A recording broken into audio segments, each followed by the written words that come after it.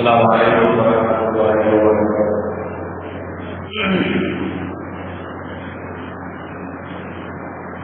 ان الحمد للہ نحمده ونستعينه ونستغفره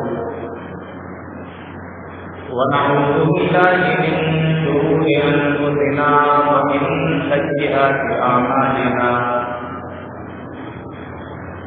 من يهده الله فلا مضل له ومن يضلل فلا هادي له وأشهد أن لا إله إلا الله وحده لا شريك له وأشهد أن محمدا عبده ورسوله يا أيها الذين آمنوا اتقوا الله حق تقاته ولا تموتن إلا وأنتم مسلمون يا أيها الناس اتقوا ربكم الذي خلقكم من نفس واحدة وخلق منها زوجها وبث منهما رجالا كثيرا ونساء واتقوا الله الذي تساءلون به والأرحام إن الله كان عليكم رقيبا يا أيها الذين آمنوا اتقوا الله وقولوا قولا سديدا يصلح لكم أعمالكم ويغفر لكم ذنوبكم ومن يطع الله ورسوله فقد فاز فوزا عظيما أما بعد فإن خير الحديث كتاب الله وخير الهدي هدي محمد صلى الله عليه وسلم وشر الأمور محدثاتها وكل محدثة بدعة وكل بدعة ضلالة وكل ضلالة في النار أعوذ بالله السميع العليم من الشيطان الرجيم بسم الله الرحمن الرحيم ولله على الناس حج البيت من استطاع إليه سبيلا ومن كفر فإن الله غني عن العالمين وقال النبي صلى الله عليه وسلم الحج المبرور ليس له جزاء إلا الجنة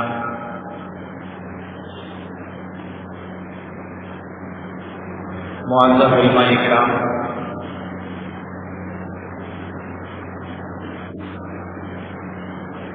محترم سامعین، نوجوان ساتھیوں، پیارے بچوں اور اسلامی ماؤں بہنوں، آج جو میرا موضوع ہے، جس عنوان کے تحت میں بولنا چاہتا ہوں،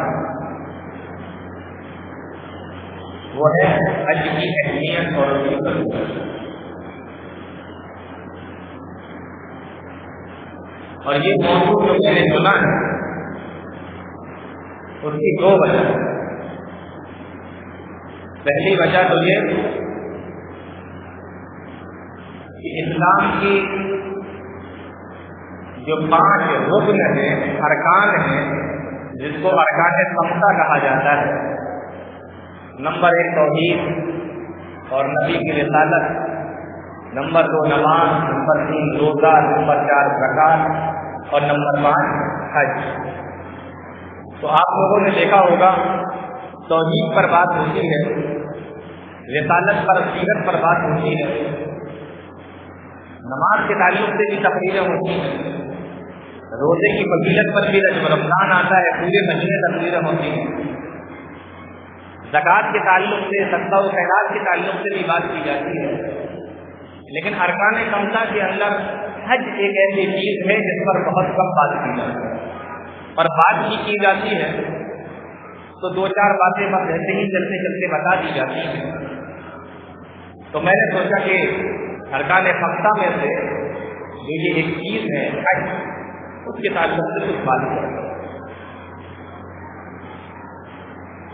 اور دوسری چیز یہ ہے، عام طور پر لوگ اس کو اس لیے بیان نہیں کرتے کہ حج ایک خشک موضوع مانا جاتا ہے، اور موضوع پر اگر آپ تقریر کریں گے تو آپ کو واقعات ملیں گے سنانے کے لیے، لوگوں کے دلوں کو گرمانے کے لیے، لیکن حج کو ایک خشک موضوع مانا جاتا ہے۔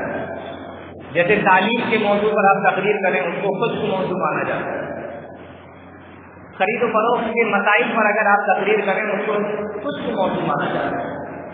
اس میں وہ تمام چیزیں نہیں آتی ہیں جس طریقے سے اور کسی ٹاپک پر بولا جائے تو اس میں واقعات مل جاتے ہیں، رلا دینے والے وغیرہ وغیرہ۔ حج کے تعلق سے اس لیے بھی ذرا کم بات کی جاتی ہے۔ تو میں نے موضوع چنا ہے حج۔ حج کے تعلق سے پہلے ایک حدیث آپ کے سامنے راوی حضرت عبداللہ بن عمر رضی اللہ تعالیٰ عنہ، بڑی مشہور حدیث، 10ویں بار نہیں، میرا خیال ہے کہ 20ویں بار 30ویں بار آپ لوگ سن چکے ہوں گے۔ شروعات وہیں سے کرتے ہیں۔ حضرت عبداللہ بن عمر فرماتے ہیں بنی الاسلام علی خمس شہادت اللہ الہ الا اللہ وان محمد رسول اللہ واقام الصلاۃ وایتاء الزکاۃ والحج وصوم رمضان، رواه البخاری۔ یہی تو ترجمہ یہ ہے۔ اللہ کے نبی جناب محمد رسول اللہ صلی اللہ علیہ وسلم ارشاد فرماتے ہیں بنی الاسلام علی خمس، اسلام کی بنیاد 5 چیزوں پر ہے۔ ہم اگر کسی چیز کو بناتے ہیں تو اس کی بنیاد رکھتے ہیں۔ بنیاد جتنی مضبوط ہوتی ہے عمارت اتنی ہی زیادہ مضبوط ہوتی ہے۔ اگر بنیاد مضبوط نہیں ہے تو ایک مضبوط عمارت آپ نہیں بنا سکتے، اور اگر مضبوط عمارت بنانے کی کوشش کریں گے تو عمارت گر جائے گی۔ پیارے نبی ارشاد فرماتے ہیں بنی الاسلام علی خمس، اسلام کی بھی بنیاد 5 چیزوں سے رکھی گئی ہے۔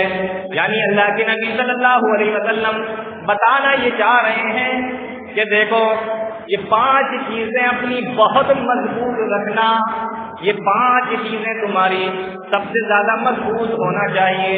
اگر ان 5 چیزوں میں یہ 5 چیزیں تمہاری مضبوط نہ ہوئی تو تمہارے اسلام کی بنیاد مضبوط نہیں ہوگی، اور جب اسلام کی بنیاد مضبوط نہیں ہوگی تو اس کے اوپر جتنی بھی عمارتیں بناتے چلے جاؤ گے وہ عمارت زمین سے گر جائے گی۔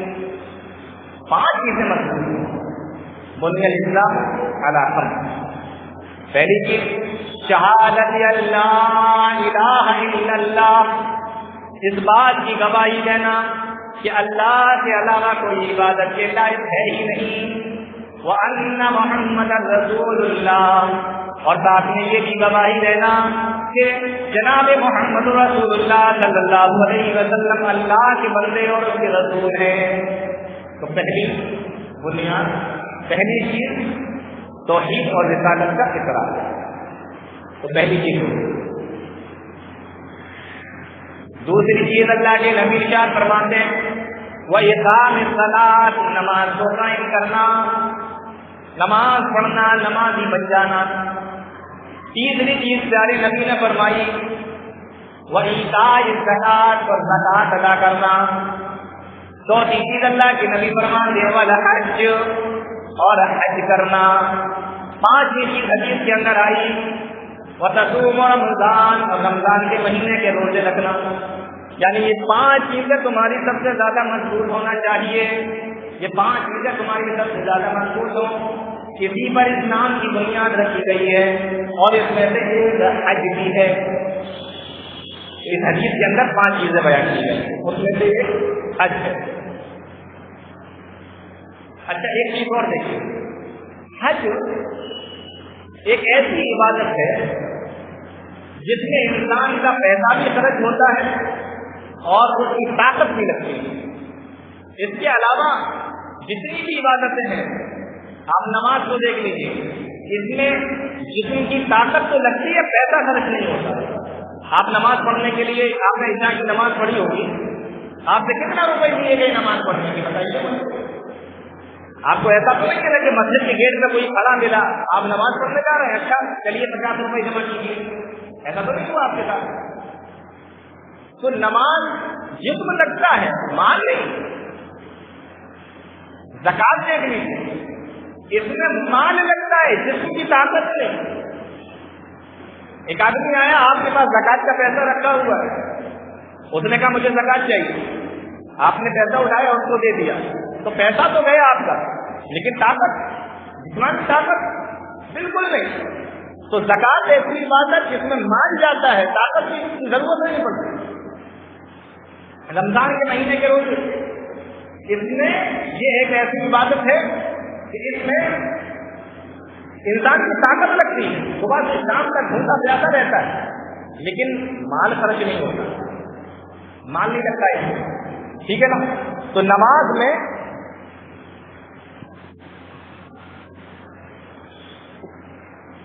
میں طاقت لگتی ہے، لیکن پیسہ نہیں لگتا۔ زکات میں پیسہ لگتا ہے، بدن کی طاقت نہیں لگتی۔ روزے میں طاقت لگتی، پیسہ نہیں لگتا۔ حج ایک اکیلی ایسی عبادت ہے کہ جس میں بدن کی طاقت بھی لگتی ہے اور پیسہ بھی لگتا ہے، دونوں چیزیں۔ جو لوگ حج کر کے آئے ہیں ان سے پوچھو کہ کتنی محنت لگتی ہے، کتنی محنت ہوتی ہے۔ اور آپ لوگ جب کبھی جائیں حج کرنے کے لیے تو آپ کو پتہ چلے گا، پیسہ بھی لگے گا، طاقت بھی لگے گا۔ دعا کرو اللہ تعالیٰ ہم تمام لوگوں کو حاجی بنا دے۔ آمین نہیں بولیں گے؟ نہیں جانا ہے کیا؟ ایک اور حدیث بتاتا ہوں، حضرت ابو ہریرہ حدیث جراوی ہے، امام مسلم نے اس کو بیان فرمایا۔ عن ابی ہریرہ رضی اللہ تعالیٰ عنہ قال، حضرت ابو ہریرہ رضی اللہ تعالیٰ عنہ بیان فرماتے ہیں، خطبنا رسول اللہ صلی اللہ علیہ وسلم، اللہ کے نبی صلی اللہ علیہ وسلم نے ہمیں خطبہ دیا۔ جیسے ہمارے یہاں تقریریں ہوتی ہیں، خطبہ ہوتا ہے، اسی طریقے سے اللہ کے نبی صلی اللہ علیہ وسلم صحابہ اکرام کو خطبہ دیا کرتے تھے۔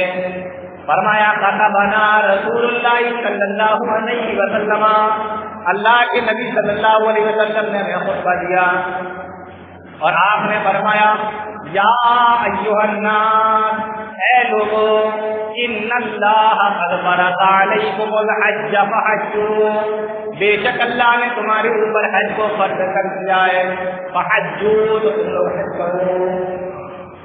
اللہ نے حج فرض کر دیا تو تم لوگ حج کرو۔ جب پیارے نبی صلی اللہ علیہ وسلم نے یہ بیان فرمایا،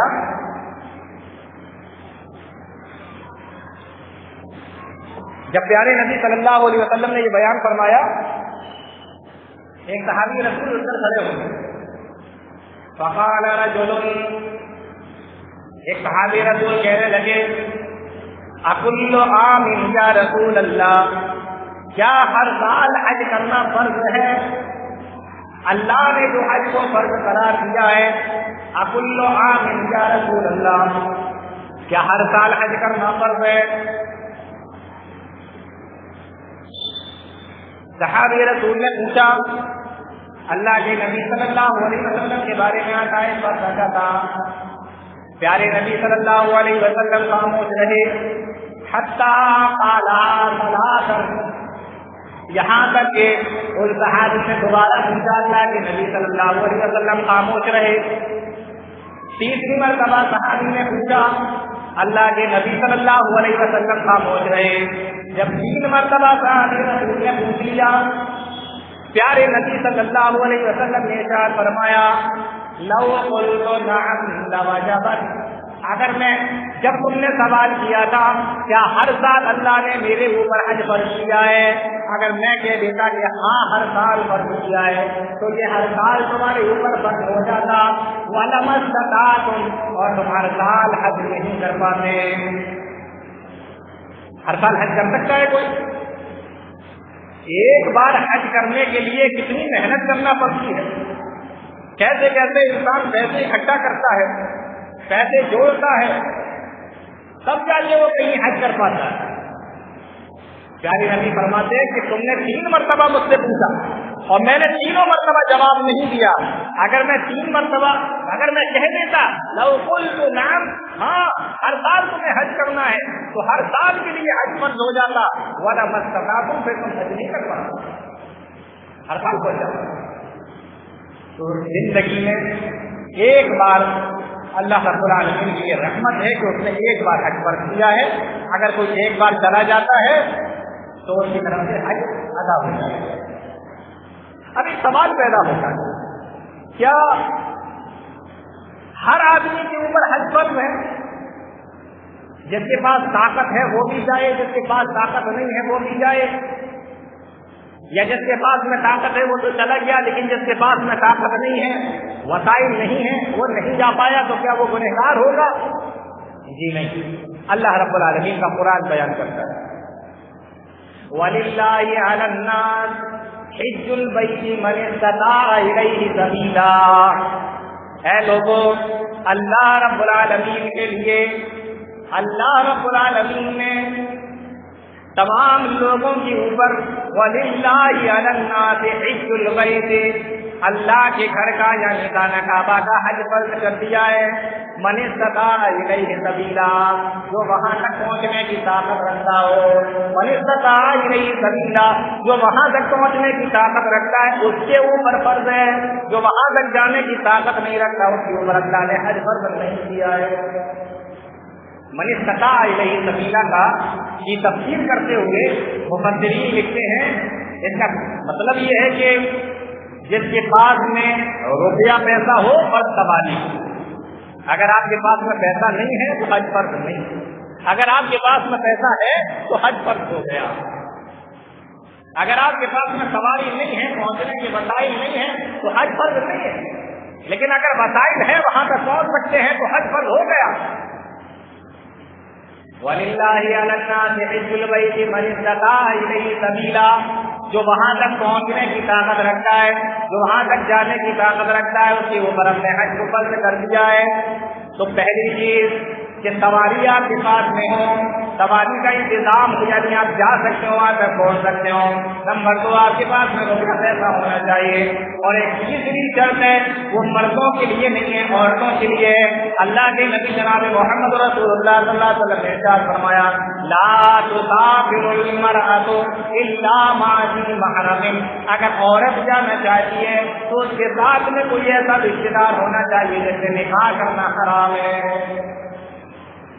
نکاح کرنا جس سے حرام ہے، یا تو اپنے شوہر کے ساتھ جائے یا پھر کسی ایسے شخص کے ساتھ میں جائے، ایسے مرد کے ساتھ میں جائے جس کے ساتھ میں نکاح کرنا حرام ہے، جیسے باپ ہے، بیٹا ہے، بھائی ہے۔ اس طریقے سے جتنے بھی رشتے ہیں جن کے ساتھ میں نکاح کرنا حرام ہے، عورت ان کے ساتھ میں جا سکتی ہے۔ اور اگر ایسا کوئی رشتے دار نہیں مل رہا ہے تو ایسی عورت کے اوپر بھی حج فرض ہے۔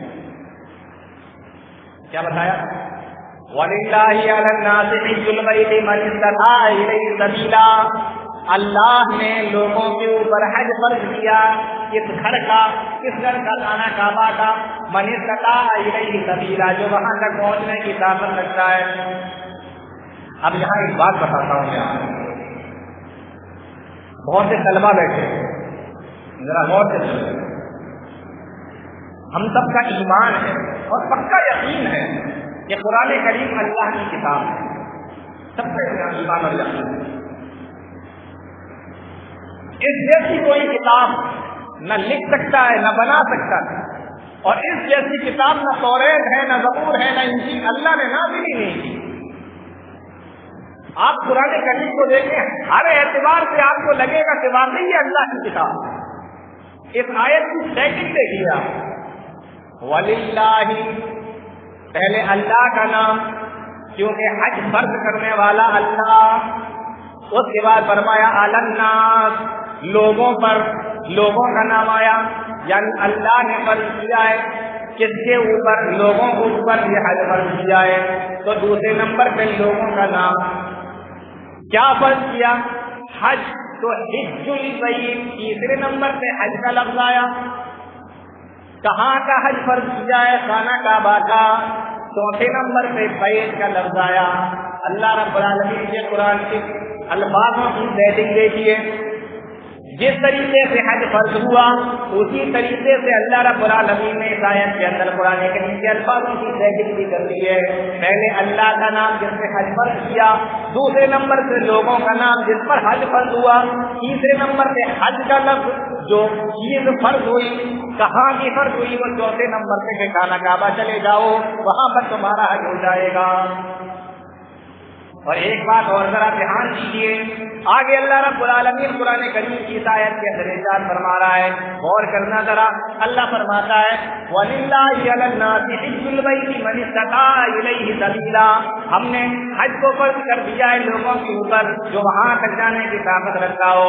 وَمَن كَفَرَ, اب آگے کیا ہے سنو, وَمَن كَفَرَ, اور جو انکار کر دے, جو نہ جائے, فَإِنَّ اللَّهَ غَنِيٌّ عَنِ الْعَالَمِينَ, تو بے شک اللہ تمام جہان سے بے نیاز ہے.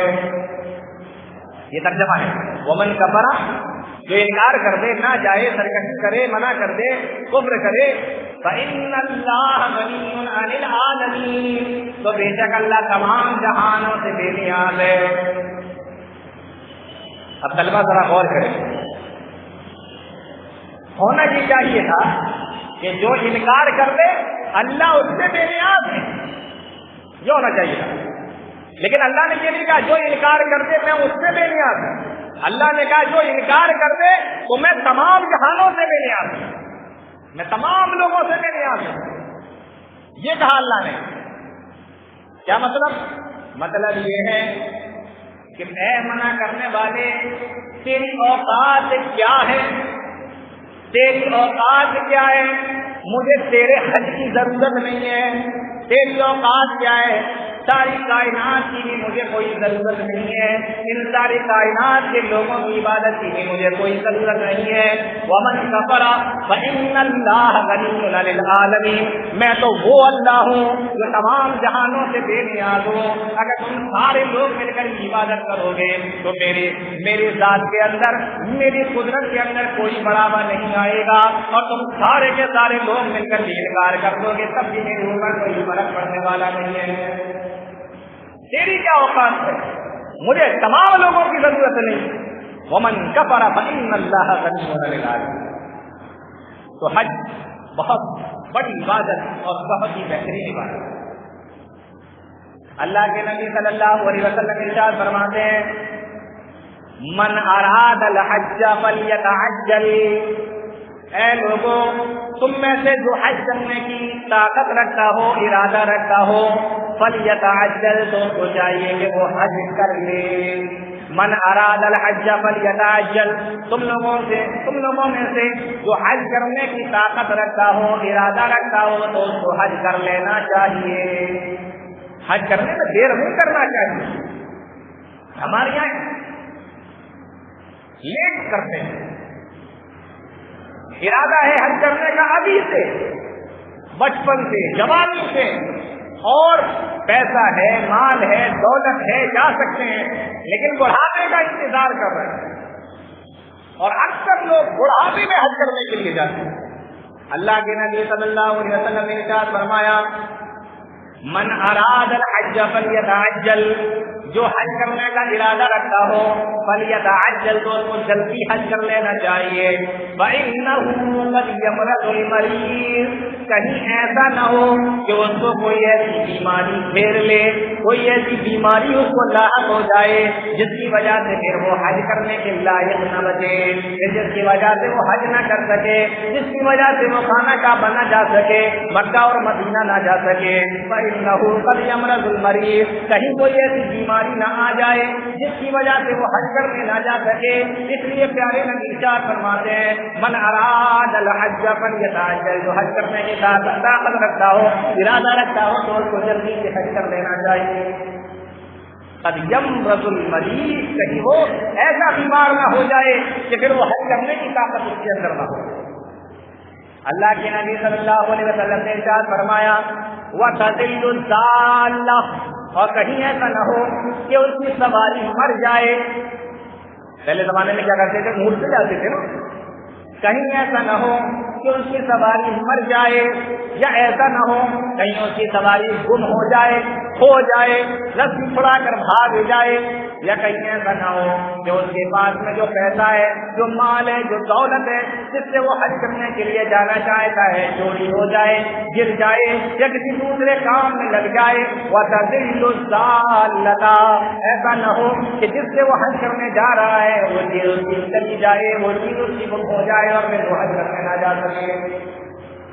تیسرے نمبر پہ اللہ کے نبی صلی اللہ علیہ وسلم نے ارشاد فرمایا، اے لوگوں، من اراد الحج فلیتعجل، تم میں سے جو حج کرنے کا ارادہ رکھتا ہو وہ جلدی سے حج کر لے، کہیں ایسا نہ ہو وتعرض الحاجہ، کہیں ایسا نہ ہو اس کو کوئی ایسی پریشانی لاحق ہو جائے، کوئی ایسی مصیبت اس کے اوپر آ جائے، کوئی ایسی پریشانی اس کے گھر کے اندر آ جائے، کوئی ایسی ضرورت اس کے گھر کے اندر آ جائے، پھر اس ضرورت اس پریشانی کی وجہ سے وہ حج نہ کر سکے، تو ایسی پریشانی، ایسی بیماری اور ایسا پیسہ چوری اور گم ہونے سے پہلے اور ایسی بیماری سے پہلے انسان کو حج کر لینا چاہیے۔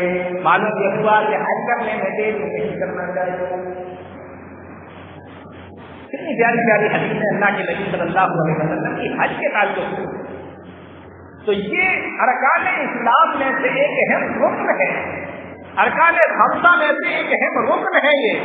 جیسے نماز پڑھنا ضروری، روزہ رکھنا ضروری، زکات دینا ضروری، توحید کا اقرار کرنا، رسالت کا اقرار کرنا ضروری، اسی طریقے سے حج کرنا بھی ضروری ہے۔ من استطاع الیہ سبیلا، اگر انسان کے اندر طاقت۔ حضرت ابراہیم علیہ السلام کی زندگی اٹھا کے اللہ رب العالمین نے کہا اپنے بیوی بچوں کو لے جاؤ اور وادی الزرع میں چھوڑ دو جا کر۔ ربنا انی اسکنت من ذریتی بواد غیر ذی زرع عند بیتک المحرم، جب اللہ نے کہا کہ وادی الزرع میں اپنے بیوی بچوں کو چھوڑ دو، حضرت ابراہیم علیہ السلام اپنی بیوی اور اپنے بچے کو لے کر آئے، مکہ میں چھوڑ دیا۔ اللہ رب العالمین سے دعا کی چلتے وقت، ربنا انی اسکنت من ذریتی بواد، اے اللہ میں نے اپنے بچے کو اور اپنی بیوی کو بتا دیا ہے، چھوڑ دیا ہے، تیرے حکم سے چھوڑ دیا ہے، غیر ذی زرع، کہاں چھوڑ دیا؟ ایسی جگہ پر جو جہاں پر کوئی کھیتی نہیں ہے، کوئی آبادی نہیں ہے، ایسی جگہ پر میں نے چھوڑ دیا ہے۔ الا بیتک المحرم، لیکن ہاں ایک چیز ضرور ہے کہ وہاں تیرا پاک گھر موجود ہے، تیرا بیت محرم یعنی عزت والا گھر، حرمت والا گھر یعنی خانہ کعبہ موجود ہے۔ الا بیتک المحرم، وہاں پر میں نے اپنے بیوی بچے کو چھوڑ دیا ہے۔ یہ کہا اللہ رب العالمین سے دعا کی۔ اب دوسری دعا کر رہے ہیں، ربنا لیقیموا الصلاۃ، اے اللہ ان کو تو نمازی بنا دے، فاجعل افئدۃ من الناس، اے اللہ ابھی یہ بیابان ہے، صحرا اور ریگستان ہے، یہاں کوئی بھی نہیں ہے، انسان تو چھوڑو یہاں تو جانور بھی نہیں ہے، پرندے بھی نہیں ہے، یہاں تو کوئی پیڑ پودا بھی نہیں ہے، لیکن اے میرے پروردگار میں تجھ سے دعا کر رہا ہوں، فاجعل افئدۃ من الناس، تو لوگوں کے دلوں کو ان کی طرف پھیر دے، لوگوں کے دلوں کو ان کی طرف لگا دے۔ ابراہیم علیہ السلام کی دعا کو اللہ نے قبول فرما لیا۔ اور آج حال یہ ہے کہ آج انسان چاہے چھوٹا ہو یا بڑا ہو، جوان ہو بوڑھا ہو، مرد ہو عورت ہو، آپ اس سے پوچھو کہ حج کرنے جانا چاہتے ہو، مکہ جانا چاہتے ہو، مدینہ جانا چاہتے ہو، تو میرا خیال ہے کہ شاید کوئی منع نہیں کرے گا۔ جو ایک بار چلا گیا وہ دوبارہ جانا چاہتا ہے، جو چلا گیا وہ واپس آنا نہیں چاہتا، اور جو واپس آ گیا وہ دوبارہ جانا چاہتا ہے، جو نہیں گیا وہ بھی جانا چاہتا ہے۔ ابراہیم علیہ السلام کی دعا کو اللہ رب العالمین نے قبول فرما لیا، اور کس طریقے سے قبول فرمایا؟ جب ابراہیم علیہ السلام نے خانہ کعبہ کو بنا دیا، اللہ رب العالمین کی طرف سے حکم ہوا، اے ابراہیم اب یہ جبل ابو قبیس میں چڑھ جاؤ، اس پہاڑی کے اوپر چڑھ جاؤ اور لوگوں کو اعلان کر دو، لوگوں کو بتا دو، تمام لوگوں کو سنا دو اے میرے پروردگار کیا بتانا ہے، کیا لوگوں کے درمیان میں اعلان کرنا ہے؟ کیا لوگوں کے درمیان میں اعلان کر دو کہ اللہ نے اس گھر کا حج تمہارے اوپر فرض کر دیا ہے، تو تم اس گھر کا حج کرو۔ ابراہیم علیہ السلام اللہ رب العالمین سے کہنے لگے، اے میرے پروردگار، میں ایک کمزور انسان، میں اگر پہاڑ پہ چڑھ کر بولوں گا بھی تو میری آواز کہاں تک پہنچے گی؟ اللہ میری آواز کو کون سنے گا؟ کہاں تک میری آواز جائے گی؟ اللہ کا حکم ہوتا ہے وَأَذِّن فِي النَّاسِ بِالْحَجِّ، اے ابراہیم تم اعلان کر دو، اعلان کر دو۔ اعلان کرنا تمہارا کام ہے، لوگوں تک پہنچانا میرا کام ہے۔ دعا کی، اے اللہ لوگوں کے دلوں کو جوڑ دے، اور ادھر اللہ اعلان کروا رہا ہے، اے ابراہیم اعلان کر دو، تمہارا کام ہے اعلان کرنا اور لوگوں کے کانوں تک پہنچانا میرا کام ہے۔ ابراہیم علیہ السلام پہاڑ پہ کھڑے ہو گئے اور آواز لگائی وَأَذِّن فِي النَّاسِ بِالْحَجِّ، اے لوگوں اللہ نے تمہارے اوپر اس گھر کا حج فرض قرار دے دیا ہے، اس گھر کا حج فرض کر دیا ہے۔ وہ ابراہیم علیہ السلام کی آواز تھی، ساری دنیا کے اندر اللہ رب العالمین نے پھیلا دیے، اور ساری دنیا سے لوگ سمٹ کر نکل کر خانہ کعبہ پہنچ رہے ہیں، وہاں پر جا رہے ہیں۔ جو چلے گئے وہ دوبارہ جانا چاہ رہے ہیں، جو نہیں گئے وہ بھی جا رہے ہیں کہ کسی طریقے سے منظر کا حج کر لیں، اس کو دیکھ لیں۔ اے ابراہیم اعلان کرنا تمہارا کام اور لوگوں کے کانوں تک پہنچانا میرا کام۔ آج دنیا کا کون سا کونا، کون سی جگہ ایسی ہے جہاں کے لوگوں کو یہ نہیں معلوم ہے کہ خانہ کعبہ کا حج کرنا؟ اللہ فرماتا ہے یا دوسرا رجالا وعلی کل ضامر یاتین من کل فج عمیق، جب تم اعلان کرو گے تو لوگ پیدل بھی حج کرنے کے لیے آئیں گے، سواری سے سوار ہو کر بھی حج کرنے کے لیے آئیں گے، من کل فج عمیق، دنیا کے الگ الگ کونوں سے حج کرنے کے لیے آ جائیں گے، تم صرف اعلان کر دو۔ ابراہیم علیہ السلام نے اعلان کیا تو اللہ رب العالمین نے لوگوں کے اوپر حج کو فرض کرا۔ ایک آیت دیکھیں، اس سے حج کی اہمیت کا تھوڑا سا اور اندازہ ہو۔ اللہ فرماتا ہے ان اول بیت وضع للناس، اتنی بڑی بات اللہ بیان فرما رہا ہے۔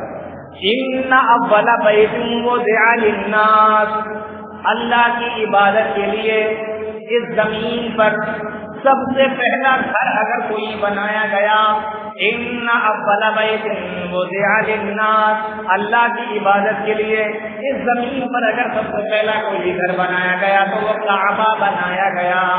اس سے پہلے دنیا کے اندر کوئی ایسا گھر موجود نہیں تھا جس میں اللہ کی عبادت کی جاتی ہو۔ سب سے پہلا گھر اس زمین کے اوپر جو بنائے اللہ کی عبادت کے لیے وہ یہی خانہ کعبہ بنائے۔ آپ سوچو کتنی بڑی زمین ہے، کتنی بڑی دنیا ہے، اور کوئی گھر نہیں ہے۔ آج تو سینکڑوں نہیں، لاکھوں نہیں، کروڑوں مسجدیں ہوں گی پوری دنیا کے اندر، اور ایک وقت ایسا تھا کہ زمین پر کوئی مسجد ہی نہیں۔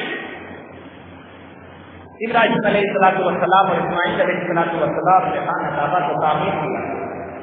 اللہ فرما رہا ہے ان اول بیت وضع للناس، اللہ کی عبادت کے لیے پہلا گھر جو بنایا گیا زمین پر یہی خانہ کعبہ ہے۔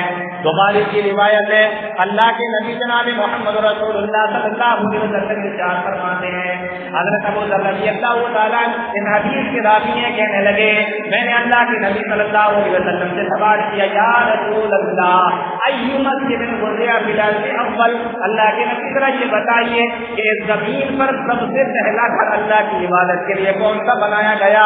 تو پیارے نبی جناب محمد رسول اللہ صلی اللہ علیہ وسلم نے ارشاد فرمایا، قال النبی صلی اللہ علیہ وسلم المسجد الحرام، مسجد حرام یہی خانہ کعبہ سب سے پہلے بنایا گیا۔ صحابی رسول کہتے ہیں میں نے دوسرا سوال کیا اللہ کے نبی صلی اللہ علیہ وسلم سے، ثم ایون، اے اللہ کے نبی یہ بتائیے اس کے بعد پھر کون سا گھر بنایا گیا؟ پیارے نبی صلی اللہ علیہ وسلم نے ارشاد فرمایا المسجد الاقصی، جس کو ہم لوگ بیت المقدس کہتے ہیں نا، ہاں دوسرے نمبر پہ زمین پر اللہ کی عبادت کے لیے جو مکان بنا، بخاری کی روایت ہے، پیارے نبی فرماتے ہیں کہ مسجد اقصی۔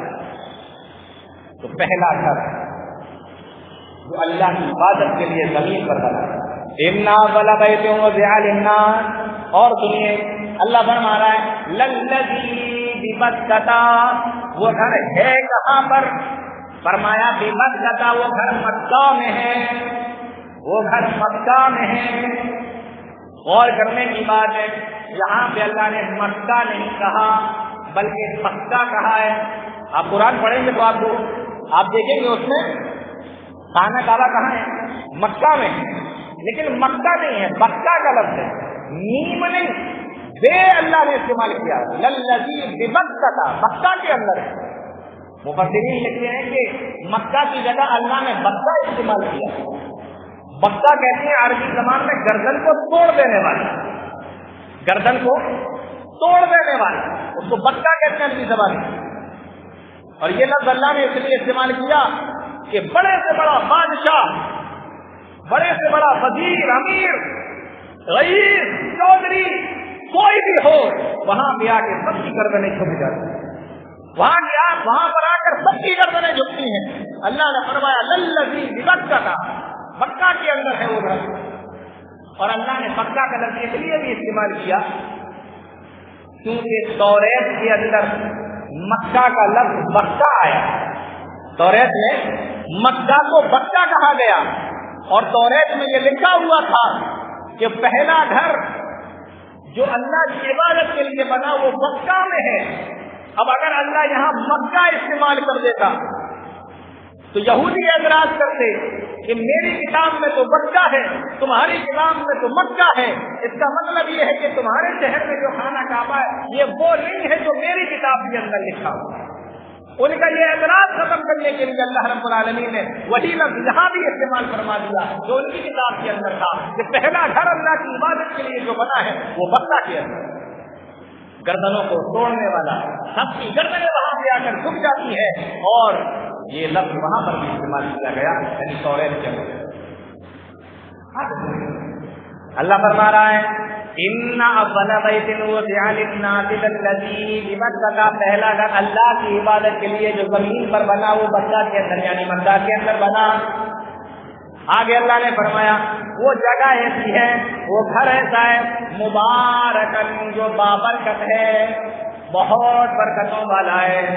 آپ برکتوں کا اگر اندازہ لگانا چاہیں تو اس بات سے لگا سکتے ہیں کہ مکہ ایسی جگہ ہے جو پورا ریگستان ہے، وہاں کوئی کھیتی باڑی نہیں ہوتی، وہاں پر کوئی بھی باغ وغیرہ نہیں لگائے جاتے، لیکن اس کے باوجود بھی آپ دنیا کے اندر کوئی سا بھی پھل اگر مکہ کے اندر لینا چاہتے ہیں جو دنیا کے کسی بھی کونے کے اندر پایا جاتا ہوگا تو مکہ کے اندر وہ پھل آپ کو مل جائے گا۔ اس سے زیادہ برکت کی اور کون سی بات ہو سکتی ہے؟ آپ یہاں لے سکتے ہیں، اپنے شہر کے اندر لے سکتے ہیں، نہیں لے سکتے، ہر پھل نہیں ملے گا یہاں۔ آپ بولیں کہ امریکہ میں جو پھل چلتے ہیں وہ یہاں مل جائیں، آسٹریلیا میں جو پھل چلتے ہیں وہ یہاں مل جائیں، نیوزی لینڈ میں جو پھل چلتے ہیں وہ یہاں نہیں ملیں گے، جبکہ ہم لوگ یہاں اپنے یہاں باغ بھی ہیں، کھیت بھی ہیں، سب کچھ ہے، لیکن ہر پھل نہیں ملتا۔ مکہ کے اندر کچھ بھی نہیں ہے لیکن سب کچھ ملتا ہے، یہ پھل ہے۔ فرمایا للذی ببکہ مبارکن، اتنا بابرکت ہے کہ تمام کی تمام چیزوں کا اللہ نے کھانے کا انتظام وہاں میں کر دیا ہے، اور پینے کے لیے اللہ نے اتنا بہترین انتظام کیا کہ ساری دنیا کے اندر اتنا اچھا انتظام کہیں پہ ہو نہیں سکتا۔ اللہ رب العالمین نے زمزم کا کنواں وہاں میں جاری کر دیا، ہزاروں سال سے پانی اس کے اندر سے نکل رہا ہے، آج تک پانی کبھی ختم نہیں ہوا، اور ہمارا تو یہ عقیدہ ہے کہ قیامت تک اس کا پانی کبھی ختم نہیں ہوگا۔ اتنا بہترین انتظام پینے کا کرتے ہیں۔ اور اتنا بہترین پانی کہ لوگ وہاں پہ جا کے پیتے بھی ہیں، اپنے سر پہ بھی ڈالتے ہیں، منہ پہ بھی ملتے ہیں، اور جب وہاں سے آنے لگتے ہیں تو پانی بھر بھر کے اپنے گاؤں میں بھی لاتے ہیں، اپنے گھر پہ بھی لے کے آتے ہیں، اور جب گھر پہ آ جاتا ہے تو پڑوسی کہتے ہیں کہ بھیا تھوڑا سا پانی مجھے بھی دے دو، اگر تمہارے گھر کے اندر تو پانی موجود ہو، ہے نا برکت والا۔ للذی بمکہ، گھر مکہ میں ہے اور بہت برکت والا ہے، للذی بمکہ مبارک، بہت ہی بابرکت جگہ ہے، اتنی بابرکت جگہ ہے، کھانے کا انتظام اللہ نے کر دیا، پینے کا انتظام اللہ نے کر دیا۔ اور سنو، اللہ کے نبی جناب محمد رسول اللہ صلی اللہ علیہ وسلم ارشاد فرماتے ہیں، ہم اپنی مسجد میں نماز پڑھ رہے ہیں، ہمیں ایک نماز پڑھنے کا ثواب ایک ہی نماز پڑھنے کے برابر مل رہا ہے، ایک رکعت پڑھنے کا نماز ثواب ایک ہی رکعت پڑھنے کے برابر مل رہا ہے۔ لیکن مکہ چلے جاؤ، خانہ کعبہ میں جا کے نماز پڑھ لو، پیارے نبی جناب محمد رسول اللہ صلی اللہ علیہ وسلم نے ارشاد فرمایا، بخاری کی روایت ہے، صلاۃ فی المسجد الحرام، جس آدمی نے مسجد حرام کے اندر نماز پڑھ لی، یعنی اس خانہ کعبہ میں نماز پڑھ لی، صلاۃ فی المسجد الحرام افضل من 100,000 صلاۃ فیما سواہ، دنیا کے کسی بھی مسجد میں نماز پڑھ لینا اور پھر ایک رکعت آ کے میرے اس خانہ کعبہ اور اس مسجد کے اندر نماز پڑھ لینا، پیارے نبی صلی اللہ علیہ وسلم نے ارشاد فرمایا کہ اس مسجد میں پڑھو گے تو ایک رکعت کا ثواب ایک رکعت کے برابر ملے گا، لیکن یہاں پہ آ کے ایک رکعت نماز پڑھو گے تو 1,00,000 رکعت کے برابر ثواب ملے گا۔ ملتا ہے کہ نہیں ملتا؟ 2 رکعت پڑھیں تو 2,00,000 رکعت کے برابر ہے۔ تو یہ کیا ہے؟ مبارکن، للذی بمکہ مبارکن، بابرکت و جگہ، کھانے کا پورا انتظام، پینے کا پورا انتظام، عبادت ہی کر رہے ہیں تو بڑا چڑھا کے دیا جا رہا ہے۔ آگے اللہ فرما رہا ہے وَهُدًى لِّلْعَالَمِينَ، اور تمام جہان والوں کے لیے یہ خانہ کعبہ ہدایت ہے، تمام جہان والوں کے لیے یہ خانہ کعبہ ہدایت ہے۔ اچھا، خانہ کعبہ تمام جہان والوں کے لیے ہدایت کیسے ہے؟ فرمایا اسلام کہاں سے نکلا، توحید کی آواز کہاں سے شروع ہوئی، پیارے نبی جناب محمد رسول اللہ صلی اللہ علیہ وسلم کی ولادت کہاں ہوئی، کون جانتا تھا کہ اللہ ہے یا نہیں، کون جانتا تھا کہ ہمارا پیدا کرنے والا کون ہے، کون جانتا تھا اس ساری کائنات کا بچانے والا بتانے والا کون ہے، یہ کس نے بتایا ہمیں؟ غیر اللہ کی عبادتوں سے اٹھا کر توحید کس نے سکھائی؟ اللہ کے سامنے کس نے لا کے کھڑا کر دیا، اللہ کے سامنے کس نے لا کے جھکا دیا؟ جناب محمد رسول اللہ صلی اللہ علیہ وسلم نے۔ اور یہ آواز سب سے پہلے کہاں سے نکلی؟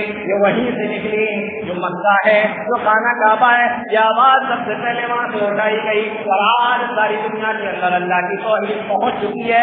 وَهُدًى لِّلْعَالَمِينَ، یہ تمام جان والوں کے لیے ہدایت ہے۔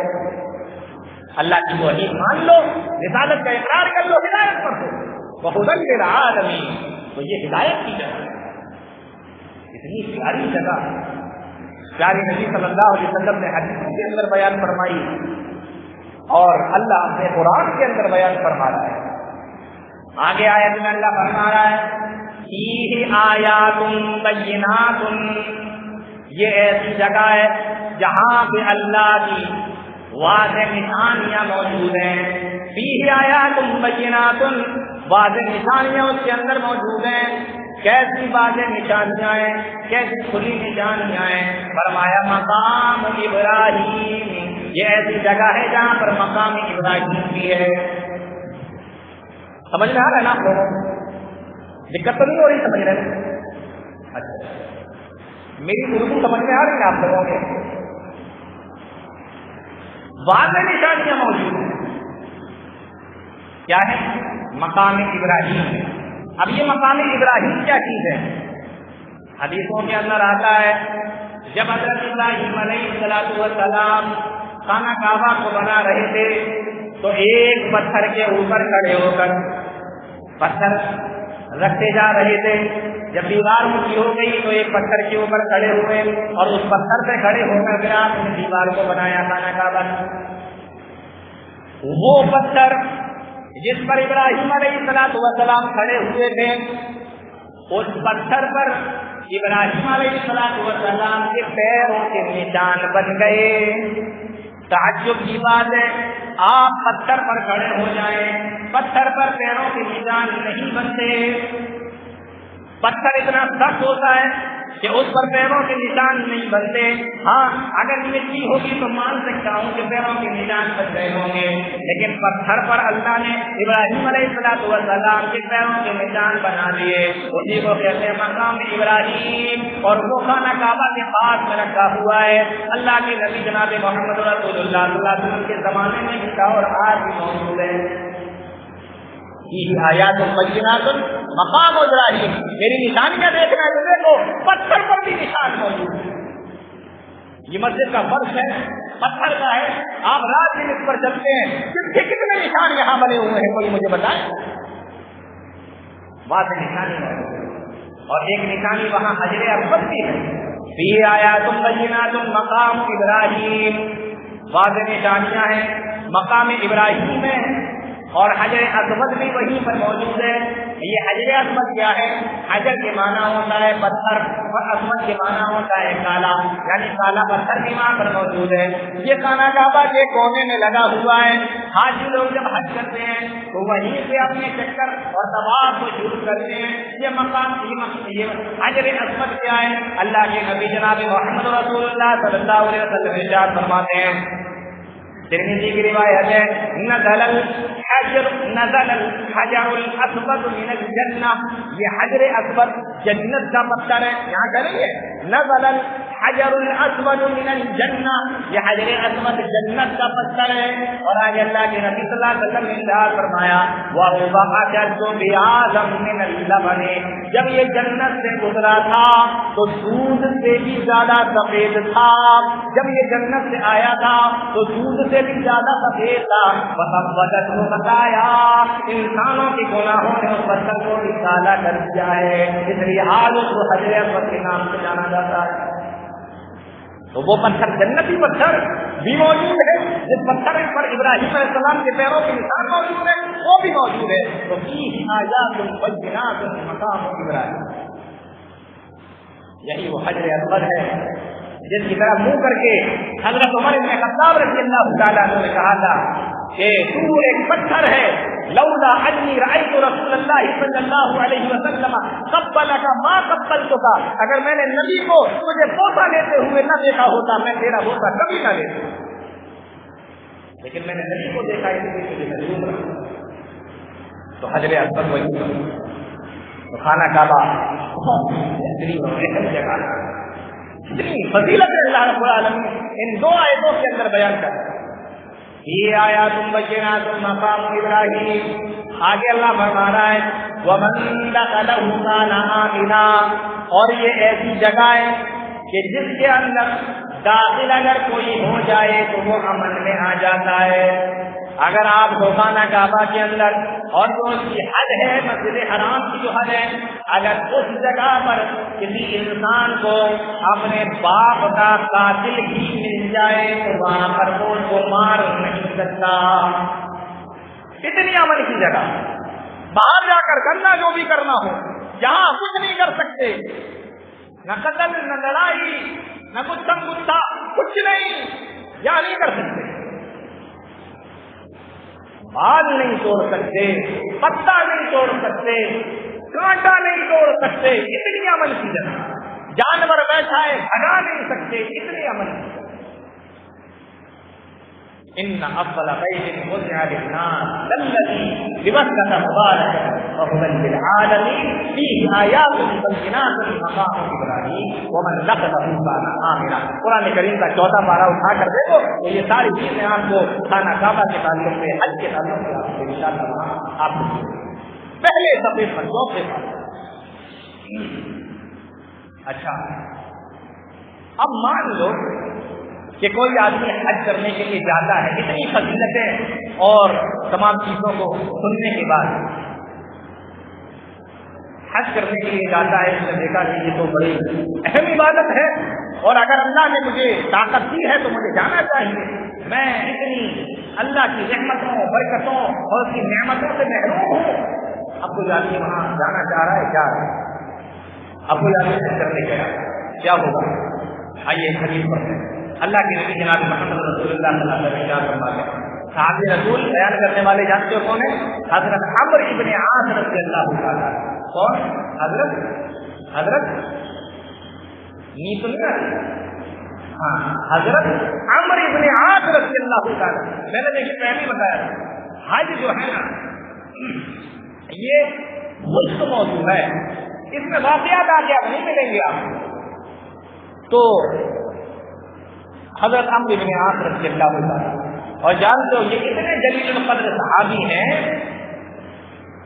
مصر نام سنا ہے نا ملک کا؟ مصر کو انہوں نے ہی فتح کیا. ان کو فاتح مصر کہا جاتا ہے. مصر کے فتح کرنے والے صحابی رسول حضرت عمرو ابن عاص رضی اللہ. اور آپ کو یہ جان کر بھی تعجب ہوگا کہ دہات العرب میں بھی ان کا نام آتا ہے. دہات العرب کا معنی ہوتا ہے ملک عرب کے وہ لوگ جو تمام لوگوں میں سب سے زیادہ عقل مند گزرے. جناب محمد رسول اللہ صلی اللہ علیہ وسلم کو چھوڑ کر ملک عرب کے وہ تمام لوگوں میں جو سب سے زیادہ عقل مند گزرے ان کو دہات العرب کہا جاتا ہے. اور ان دہات العرب کے اندر حضرت عمرو ابن عاص رضی اللہ تعالیٰ عنہ کا بھی نام آتا ہے، حضرت عمر بن خطاب کا بھی نام آتا ہے، امیر معاویہ رضی اللہ تعالیٰ عنہ کا نام آتا ہے، اور دوسرے صحابیوں کا نام آتا ہے. تو یہ اتنے جلیل القدر صحابی ہیں. اللہ کے نبی جناب محمد رسول اللہ صلی اللہ علیہ وسلم کے پاس ساری نبی کے پاس پہنچے. اللہ کے نبی صلی اللہ علیہ وسلم کو کہتے ہیں اے اللہ کے نبی اپنا ہاتھ بڑھائیے، میں آپ کے ہاتھ پر ہاتھ رکھ کر بیعت کرنا چاہتا ہوں، مسلمان ہونا چاہتا ہوں، اسلام لانا چاہتا ہوں. اللہ کے نبی جناب محمد رسول اللہ صلی اللہ علیہ وسلم نے اپنا ہاتھ بڑھایا تاکہ عمرو ابن عاص بیعت کر لیں، کلمہ پڑھ کر مسلمان ہو جائیں. پیارے نبی نے جیسے ہی ہاتھ بڑھایا حضرت عمرو ابن عاص نے اپنے ہاتھ کو پیچھے کر دیا. اللہ کے نبی نے پوچھا عمرو کیا بات ہے؟ کہا اللہ کے نبی دوبارہ سے بڑھائیے. پیارے نبی نے جب دوبارہ سے اپنا ہاتھ بڑھایا حضرت عمرو ابن عاص نے پھر سے پیچھے کر دیا. جب 3 مرتبہ ایسا ہوا اللہ کے نبی صلی اللہ علیہ وسلم پوچھنے لگے، سوال کیا اے عمرو ابن عاص یہ بار بار تم اپنے ہاتھ کو پیچھے کیوں کر لے رہے ہو، بیعت کیوں نہیں کر رہے ہو؟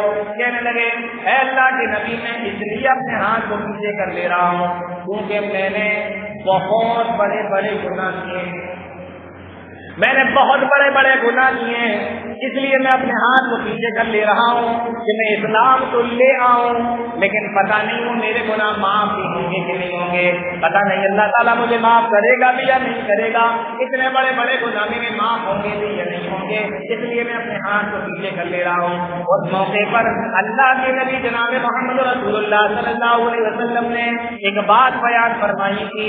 مسلمانوں اس بات کو غور سے سن لو، یاد کر لو.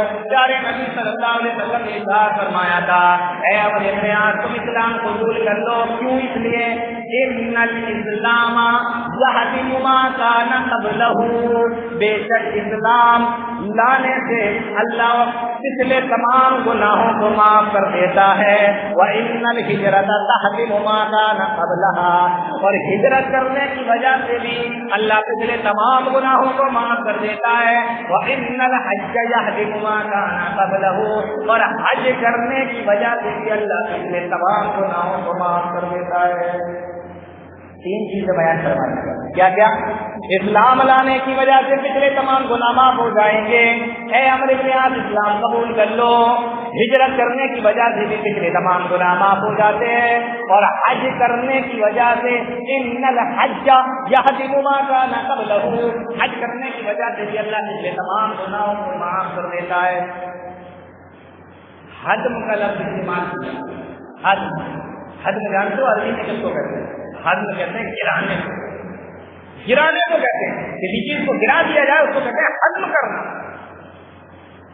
آپ کے گناہوں کی بلڈنگیں، عمارتیں، دیواریں پہاڑوں کے برابر کیوں نہ ہو جائیں گناہ کرتے کرتے، لیکن اسلام لے آئے تو وہ عمارتیں گر جائیں گی، گناہ کی عمارتیں ختم ہو جائیں گی، دیواریں گر جائیں گی، وہ پہاڑوں کے برابر گناہ اللہ ختم کر دے گا، گرا دے گا، مٹا دے گا. اسی طریقے سے حج کرنے سے، اسی طریقے سے ہجرت کرنے سے. حج بہت اہم چیز ہے. ان الحج یحرم ما کان قبل. اسی لیے اللہ کے نبی صلی اللہ علیہ وسلم نے ایک حدیث کے اندر ارشاد فرمایا عظیم الحج والعمرہ، اے لوگوں حج کیا کرو عمرہ کیا کرو، عظیم الحج والعمرہ، حج بھی کرو عمرہ بھی کرو، فإنہما ينفیان الفقر والذنوب، کیونکہ حج کرنے کی وجہ سے، غور سے سن لو، کیونکہ حج کرنے کی وجہ سے، عمرہ کرنے کی وجہ سے، ینفیان الفقر والذنوب، اللہ تمہاری غریبی مٹا دے گا اور اللہ تمہارے گناہوں کو مٹا دے گا. کیا کام ہوگا؟ دو کام ہوں گے. اللہ تمہاری غریبی مٹا دے گا، اللہ تمہارے گناہوں کو بھی مٹا دے گا. اور عام طور پہ ایسا دیکھنے میں آیا ہے کہ حج کرنے کے بعد اللہ تعالیٰ اس انسان کی مالی حالت کو اچھا کر دیتا ہے. غلط تو نہیں کہہ رہا ہوں؟ ایسا دیکھنے میں آیا کہ حج کرنے گئے تو پیسہ کم تھا، جب واپس آئے تو پھر اللہ نے بزنس چلا دیے، دولت خوب دے دی.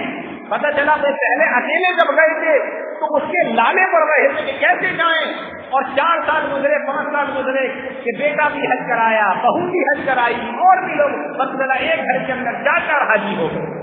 ہوتا ہے کہ نہیں ہوتا ہے؟ تو 2 چیزیں، عظیم الحج والعمرہ، حج بھی کیا کرو عمرہ بھی کیا کرو، فإنہما ینفیان الفقر والذنوب، یہ تمہارے غریبی کو ختم کر دے گا، یہ تمہارے گناہوں کو بھی مٹا دے گا. حج تمہاری غریبی ختم کرے گا، عمرہ تمہاری غریبی مٹا دے گا، گناہ کو بھی مٹا دے گا. اور کیسے مٹائے گا؟ کما ینفی القیر خبث الحدید، جیسے کسی لوہے کو آگ کی بھٹی کے اندر ڈال دیا جائے تو لوہے کے اوپر جو زنگ لگی ہوئی ہوتی ہے وہ ساری زنگ صاف ہو جاتی ہے، میری گناہ صاف ہو جائیں گے، غریبی صاف ہو جائے گی. کبھی آپ نے دیکھا لوہے کو آگ کی بھٹی میں پڑے ہوئے؟ کبھی دیکھا ہو شاید، اگر غور کیا ہو آپ لوگوں نے تو آپ دیکھیں گے کہ جیسے ہی ڈالا لوہا تو اس میں زنگ لگی ہے، لال ہو رہا ہے، عجیب کا ہو رہا ہے، کالا ہو رہا ہے، زنگ لگی ہوئی ہے، پک پک کر آگ کے اندر سب کر پورا لال ہو جاتا ہے، ذرا سی بھی زنگ اس کے اوپر نہیں ہے. کبھی آپ غور کرنا اس چیز، ایسے ہی اللہ پوری غریبی فقیری گناہ صاف کر. تو حج جیسی عبادت کو کم نہ سمجھو، بہت اہم عبادت ہے. اس لیے اللہ کے رسول فرماتے ہیں من اراد الحج فلیتعجل، جو حج کرنے کا ارادہ رکھتا ہے وہ جلدی سے حج کرے. اچھا ایک اور حدیث سناتا ہوں. اللہ کے نبی جناب محمد رسول اللہ صلی اللہ علیہ وسلم حج کر رہے ہیں، اور یہ بھی یاد رکھ لو اللہ کے نبی صلی اللہ علیہ وسلم نے اپنی ساری زندگی میں ایک مرتبہ حج کیا ہے. پیارے نبی نے کتنے حج کیے؟ ایک حج کیا، ایک حج. اور عمرے کتنے کیے ہیں؟ عمرے کتنے کیے ہیں؟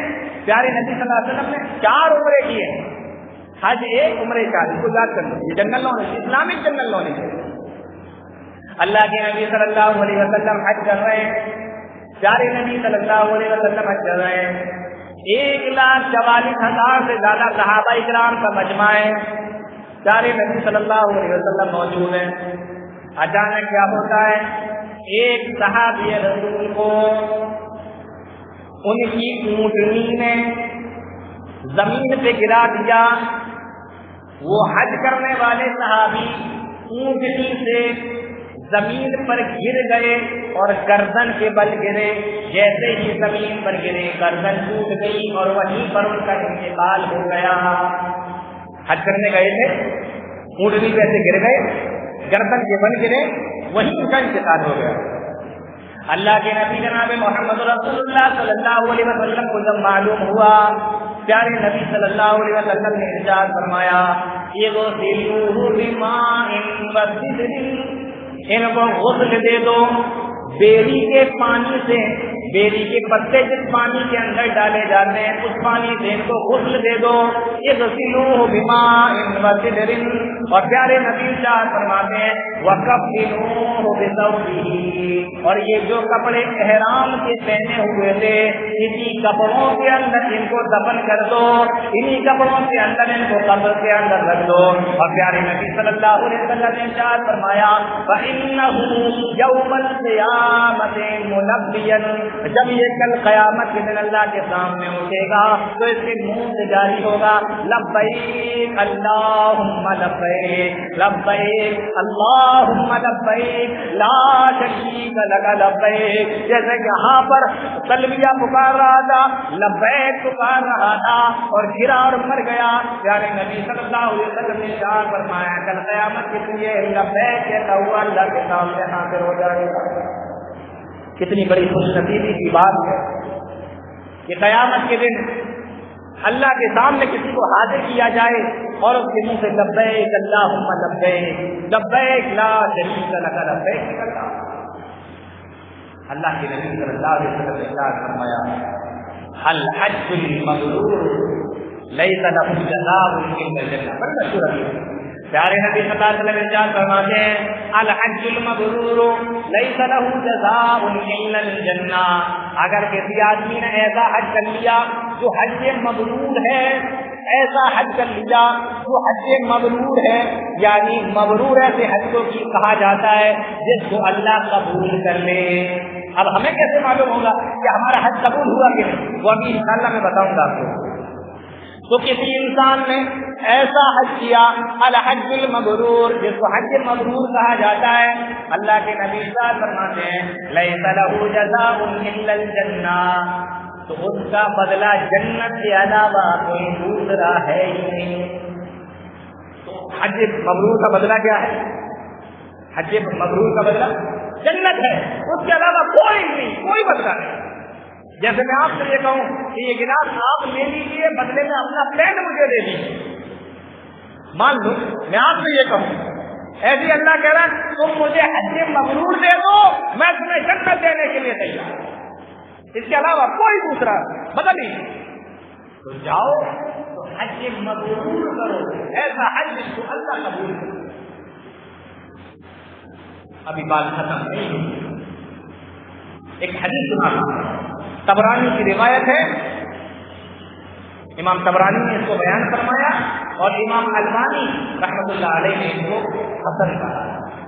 جو لوگ حج کر آئے ہیں وہ غور سے سنیں اور جو جانا چاہتے ہیں وہ بھی اس کو ذرا غور سے سنیں۔ طبرانی کی روایت، اللہ کے نبی صلی اللہ علیہ وسلم نے ارشاد فرمایا، پیارے نبی نے ارشاد فرمایا جب ایک آدمی حج کے لیے گھر سے نکلتا ہے نا، ہمارے یہاں تو ڈھول بج رہے ہیں، تاشے بج رہے ہیں، پھولوں کا ہار گلے کے اندر پڑا ہوا ہے، نعرے تکبیر بھی لگ رہی ہے، روڈ جام کر دیے ہیں اور پتہ نہیں کیسے کیسے لوگ نکلتے ہیں۔ پیارے نبی صلی اللہ علیہ وسلم نے ارشاد فرمایا جب ایک آدمی حج کرنے کے لیے اپنے گھر سے نکلتا ہے، اما خروجک من بیتک تعم البیت تعم البیت، اللہ کے نبی ارشاد فرماتے ہیں کہ جب ایک آدمی اپنے گھر سے اللہ کے گھر کے لیے نکلتا ہے، یعنی بیت اللہ کا قصد کر کے نکلتا ہے، خانہ کعبہ کا قصد کر کے نکلتا ہے۔ اب دونوں حدیث پیارے نبی صاحب فرما رہے ہیں ان لک بکل وطأۃ تطأها راحلتک، ایک قدم پر اس کو ایک نیکی دے دی جاتی ہے، ہر قدم پر اس کو ایک نیکی دی جاتی ہے، اور صرف نیکی ہی نہیں دی جاتی، پیارے نبی صاحب فرماتے ہیں وَيَبْعُدُ عَنْكَ بِهَا سَيِّئَةً، ہر قدم پر اس کا ایک گناہ معاف کر دیا جاتا ہے۔ ابھی نکلا ہے، چل رہا ہے، ایک قدم پر ایک نیکی اور اسی قدم پر ایک گناہ معاف بھی کر دیا گیا۔ اب یہ چلتا ہوا سواری کے ذریعے سے یا کسی بھی ذریعے سے وہاں پہنچ گیا، حج کر رہا ہے، عرفہ کا دن ہے اور عرفہ میدان عرفات کے اندر یہ موجود ہے۔ اللہ کے نبی جناب محمد رسول اللہ صلی اللہ علیہ وسلم ارشاد فرماتے ہیں وَأَمَّا وُقُوفُكَ بِعَرَفَةَ، جب یہ انسان مقام میدان عرفات کے اندر پہنچ جاتا ہے اور میدان عرفات کے اندر جا کے کھڑا ہو جاتا ہے، وَأَمَّا وُقُوفُكَ بِعَرَفَةَ، جب وہاں پر پہنچتا ہے اللہ کے نبی صلی اللہ علیہ وسلم ارشاد فرماتے ہیں، جب یہ سارے لوگ جو حج کرنے کے لیے جاتے ہیں میدان عرفات کے اندر پہنچتے ہیں، پیارے نبی نے ارشاد فرمایا ينزل ان اللہ عز وجل، بے شک اللہ رب العالمین ينزل الى السماء الدنیا، ابھی اللہ کہاں ہے؟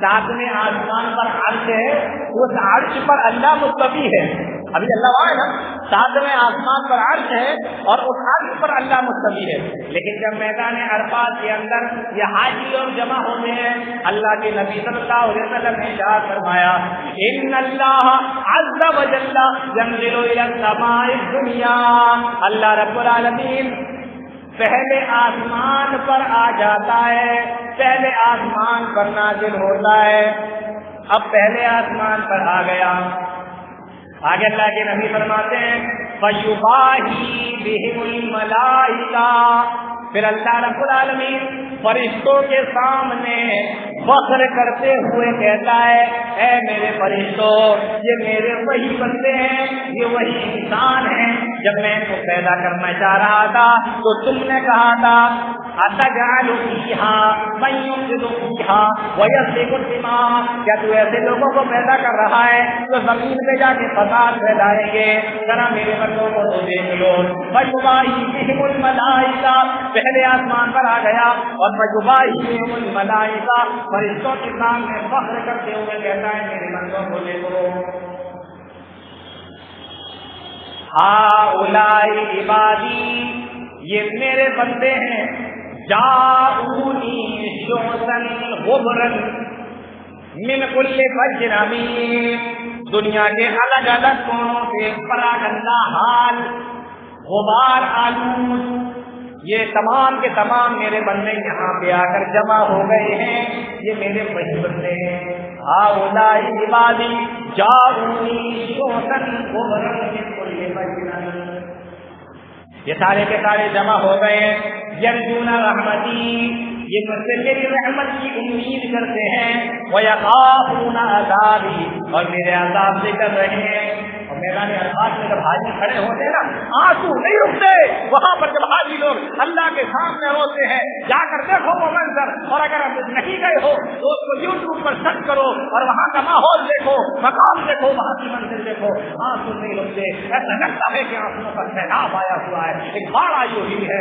اور انسان کھڑا کھڑا یوں کانپتا ہے، تھرتھراتا ہے، ایسا لگتا ہے کہ آج اپنا کلیجہ نکال کر اللہ کے سامنے یرجون رحمتی ویخافون عذابی، رو رہے ہیں ڈر کی وجہ سے، امید کر رہے، دعا مانگ رہے ہیں، رحمت کی امید بھی کر رہے ہیں۔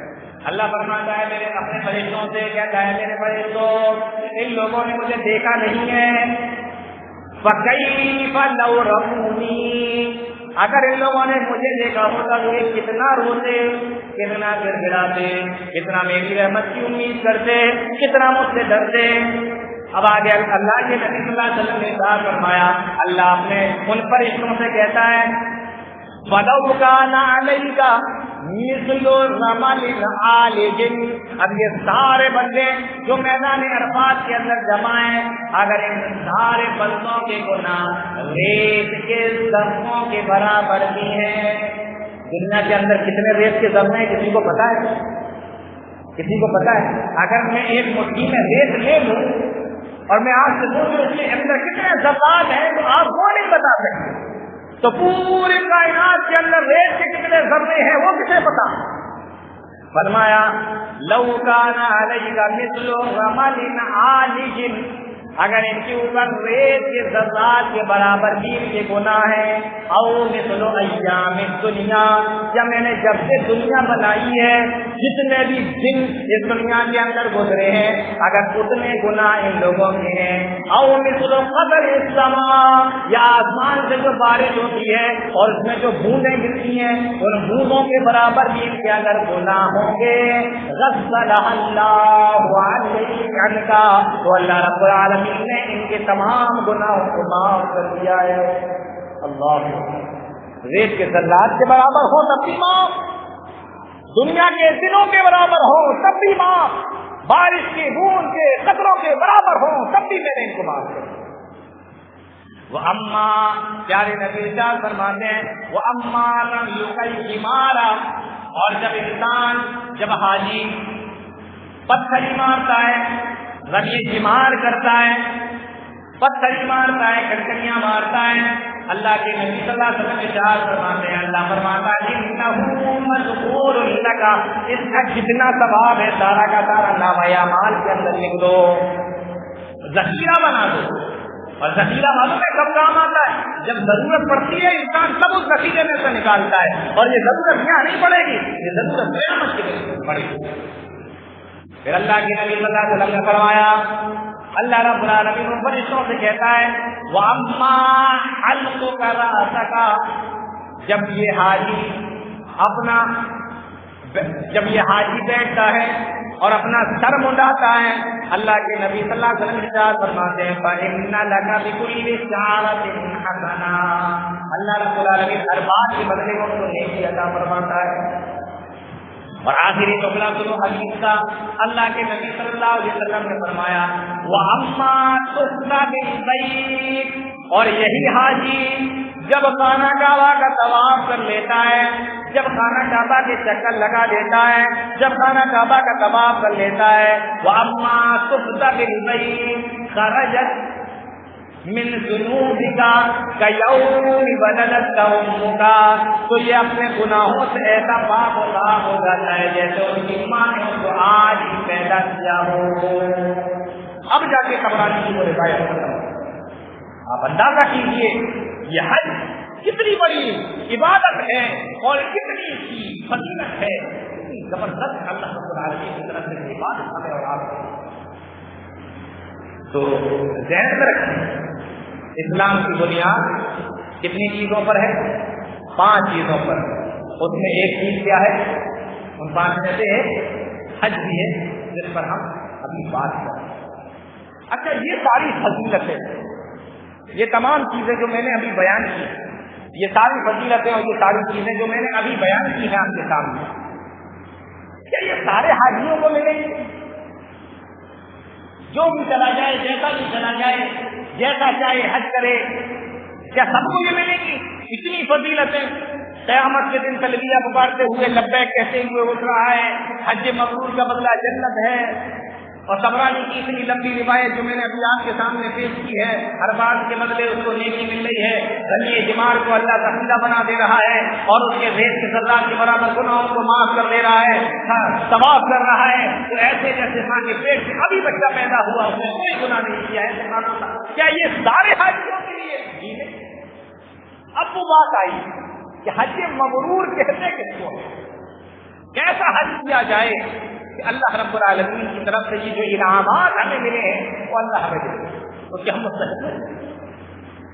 نمبر 1 پیارے نبی صلی اللہ علیہ وسلم کا۔ اچھا پہلے آیت دیکھیں، اللہ رب العالمین قرآن کریم کے اندر بیان فرما رہے ہیں الحج اشہر معلومات فمن فرض فیہن الحج فلا رفث ولا فسوق ولا جدال فی الحج، حج کے دنوں میں جو حج کرنے کے لیے گیا ہو اور حج کر رہا ہو، فلا رفث، نہ تو وہ اپنی بیوی سے ملے، نہ تو اپنی بیوی سے ملاقات کرے یا مستری نہ کرے، فلا رفث ولا فسوق، نہ کوئی حج کے دوران کوئی گناہ کا کام نہ کرے، ولا جدال فی الحج، اور حج کے درمیان میں جھگڑا نہ کرے۔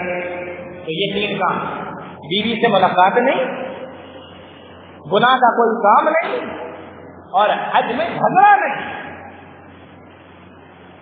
نہیں کرتے، بیوی سے ملاقات بھی نہیں کرتے، لیکن گناہ تو کرتے ہیں۔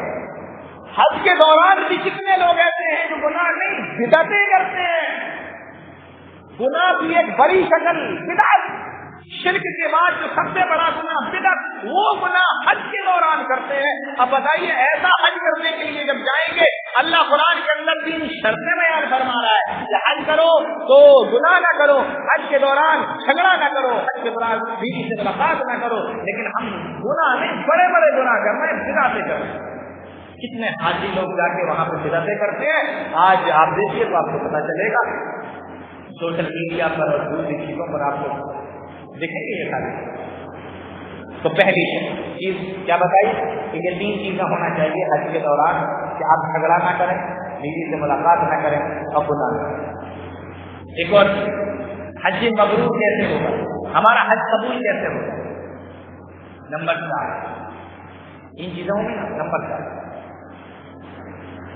جب حج کرنے کے لیے جائیں تو نیت خالص ہونا چاہیے. جی اگر خلوص نہیں ہے, دکھاوا مقصد ہے, ریاکاری مقصد ہے, جا اس لیے رہے ہیں کہ لوگ تانا دینے لگے, اتنا مال اتنی دولت اور عمر بھی اتنی ہو گئی حج کرنے نہیں جاتا, یا جا تو رہے ہیں لیکن اس لیے جا رہے ہیں کہ ریا ہو, نمود ہو, دکھاوا ہو, ریاکاری ہو. لوگ کہیں ارے وہ تو ہر سال حج کرنے کے لیے جاتے ہیں, یا وہ صاحب حج کرنے کے لیے گئے تھے تو دیکھو کتنا بہترین انتظام انہوں نے کیا تھا, اتنا ہنگامہ تھا. تو خلوص ہونا چاہیے, اس لیے جاؤ کیونکہ حج فرض ہوا اور اللہ رب العالمین اس کو قبول کر لے. اگر یہ نہیں کر پائے تو سنو اللہ کے نبی صلی اللہ علیہ وسلم نے ارشاد فرمایا انما الاعمال بالنیات, اعمال کا دار و مدار نیتوں پر ہے. کس چیز پر ہے؟ نیتوں پر. دل میں جو ارادہ آتا ہے, دل میں جو خیالات آتے ہیں, اس پر ہے. آپ لاکھ بہترین طریقے سے حج کر لیں, کوئی گناہ نہ کریں, بیوی سے ملاقات نہ کریں, جھگڑے نہ کریں, لیکن دل کے اندر ریا ہے, دکھاوا ہے, نمود ہے, حج قبول نہیں. اللہ اخلاص اور خلوص والے عمل کو پسند فرماتا ہے. تو چوتھی چیز کیا ہے کہ اخلاص ہونا چاہیے. وما امروا الا ليعبدوا الله مخلصين له الدين الا لله الدين. حافظ بیٹھے ہیں الا لله الدين خالص, تو دین خالص ہونا چاہیے صرف اللہ کے. 4 چیزیں. نمبر 5 حج کرنے کے لیے جب جائیں کیا فرمایا؟ ان اللہ طیب لا يقبل الا طیبا, بے شک اللہ پاک ہے. ان اللہ طیب لا يقبل الا طیبا, اللہ پاک ہے اور پاک ہی چیزوں کو قبول کرتا ہے. دیکھو لا يقبل الا طیبا, پاک چیزوں کو ہی قبول کرتا ہے. یہ نہیں کہا کہ پسند کرتا ہے بلکہ قبول کرتا ہے. لفظ استعمال کیا. معلوم یہ ہوا کہ اگر پاک نہیں ہے تو قبول کیا ہی نہیں جائے گا. تو حج پاک کیسے ہوگا؟ جب وہ حلال کمائی کے ذریعے سے کیا گیا ہو. تو 5ویں چیز کمائی کیا ہو؟ حلال کی ہو. پاکیزہ کمائی کے ذریعے سے, حلال کمائی کے ذریعے سے آپ حج کرنے کے لیے گئے ہو. ایسا نہ ہو کہ حج کرنے کے لیے تو گئے لیکن کمائی آپ کی حرام کی ہے, کاروبار آپ کا حرام کا تھا, روزی روٹی آپ کی حرام کی تھی, اور اسی پیسے سے اسی مال سے آپ حج کرنے کے لیے چلے گئے. ان اللہ طیب لا يقبل الا طیبا. پیارے نبی ارشاد فرماتے ہیں اللہ پاک ہے, پاک چیزوں کو قبول کرتا ہے. اگر حلال میں حرام کی آمیزش بھی ہے, حرام کی ملاوٹ بھی ہے, تو وہ ملاوٹ کی وجہ سے وہ حلال چیز بھی اللہ قبول نہیں کرتا. تو مال دولت حلال کی ہونا چاہیے, جھوٹ کی نہیں, سود کی نہیں, رشوت کی نہیں, چوری کی نہیں, 2 نمبر کی نہیں, غلط دھندے کاروبار کی نہیں, حقوق مار کر نہیں, زمین غصب کر کے نہیں, بلکہ حلال کی روزی ہو, حلال کا کمائی ہو, تب آپ حج کرنے کے لیے جائیے. تو یہ 5ویں شرط ہے کہ روزی روٹی اور آپ کا پیسہ کیا ہونا چاہیے؟ حلال ہونا چاہیے. ایک بات بتاؤں آپ کو, بڑی پیاری بات ہے, آپ اس بات میں یہاں سے لے کر جائیے. مشہور حدیث ہے, میں اس میں جو بات بتانا چاہتا ہوں وہ آپ ذرا غور کریں. قرآن کریم کی آیت دیکھیں, اللہ کیا فرما رہا ہے؟ یا ایھا الرسل کلوا من الطیبات واعملوا صالحا. پھر سے سن لو, یا ایھا الرسل کلوا من الطیبات واعملوا صالحا.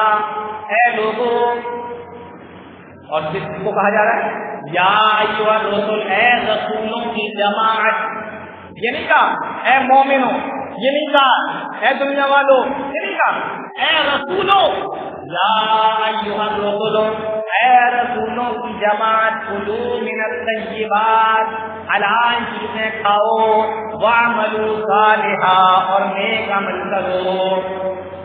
اس آیت کے اندر غور کرنے کی بات یہ ہے کہ پہلے حلال چیزیں کھانے کا ذکر ہے، بعد میں نیک عمل کرنے کا ذکر ہے۔ معلوم یہ ہوا کہ اگر کوئی انسان حلال کمائی نہیں کھاتا تو اس کے نیک اعمال قبول نہیں کیے جاتے۔ اگر اعمال کو قبول کروانا ہے تو حلال کمائی اور حلال روزی شروع کر دو، حلال اور پاکیزہ روزی کھاؤ۔ اس لیے اللہ رب العالمین نے حلال چیز کو پہلے بیان فرمایا ہے اور نیک اعمال کو بعد میں بیان فرمایا ہے۔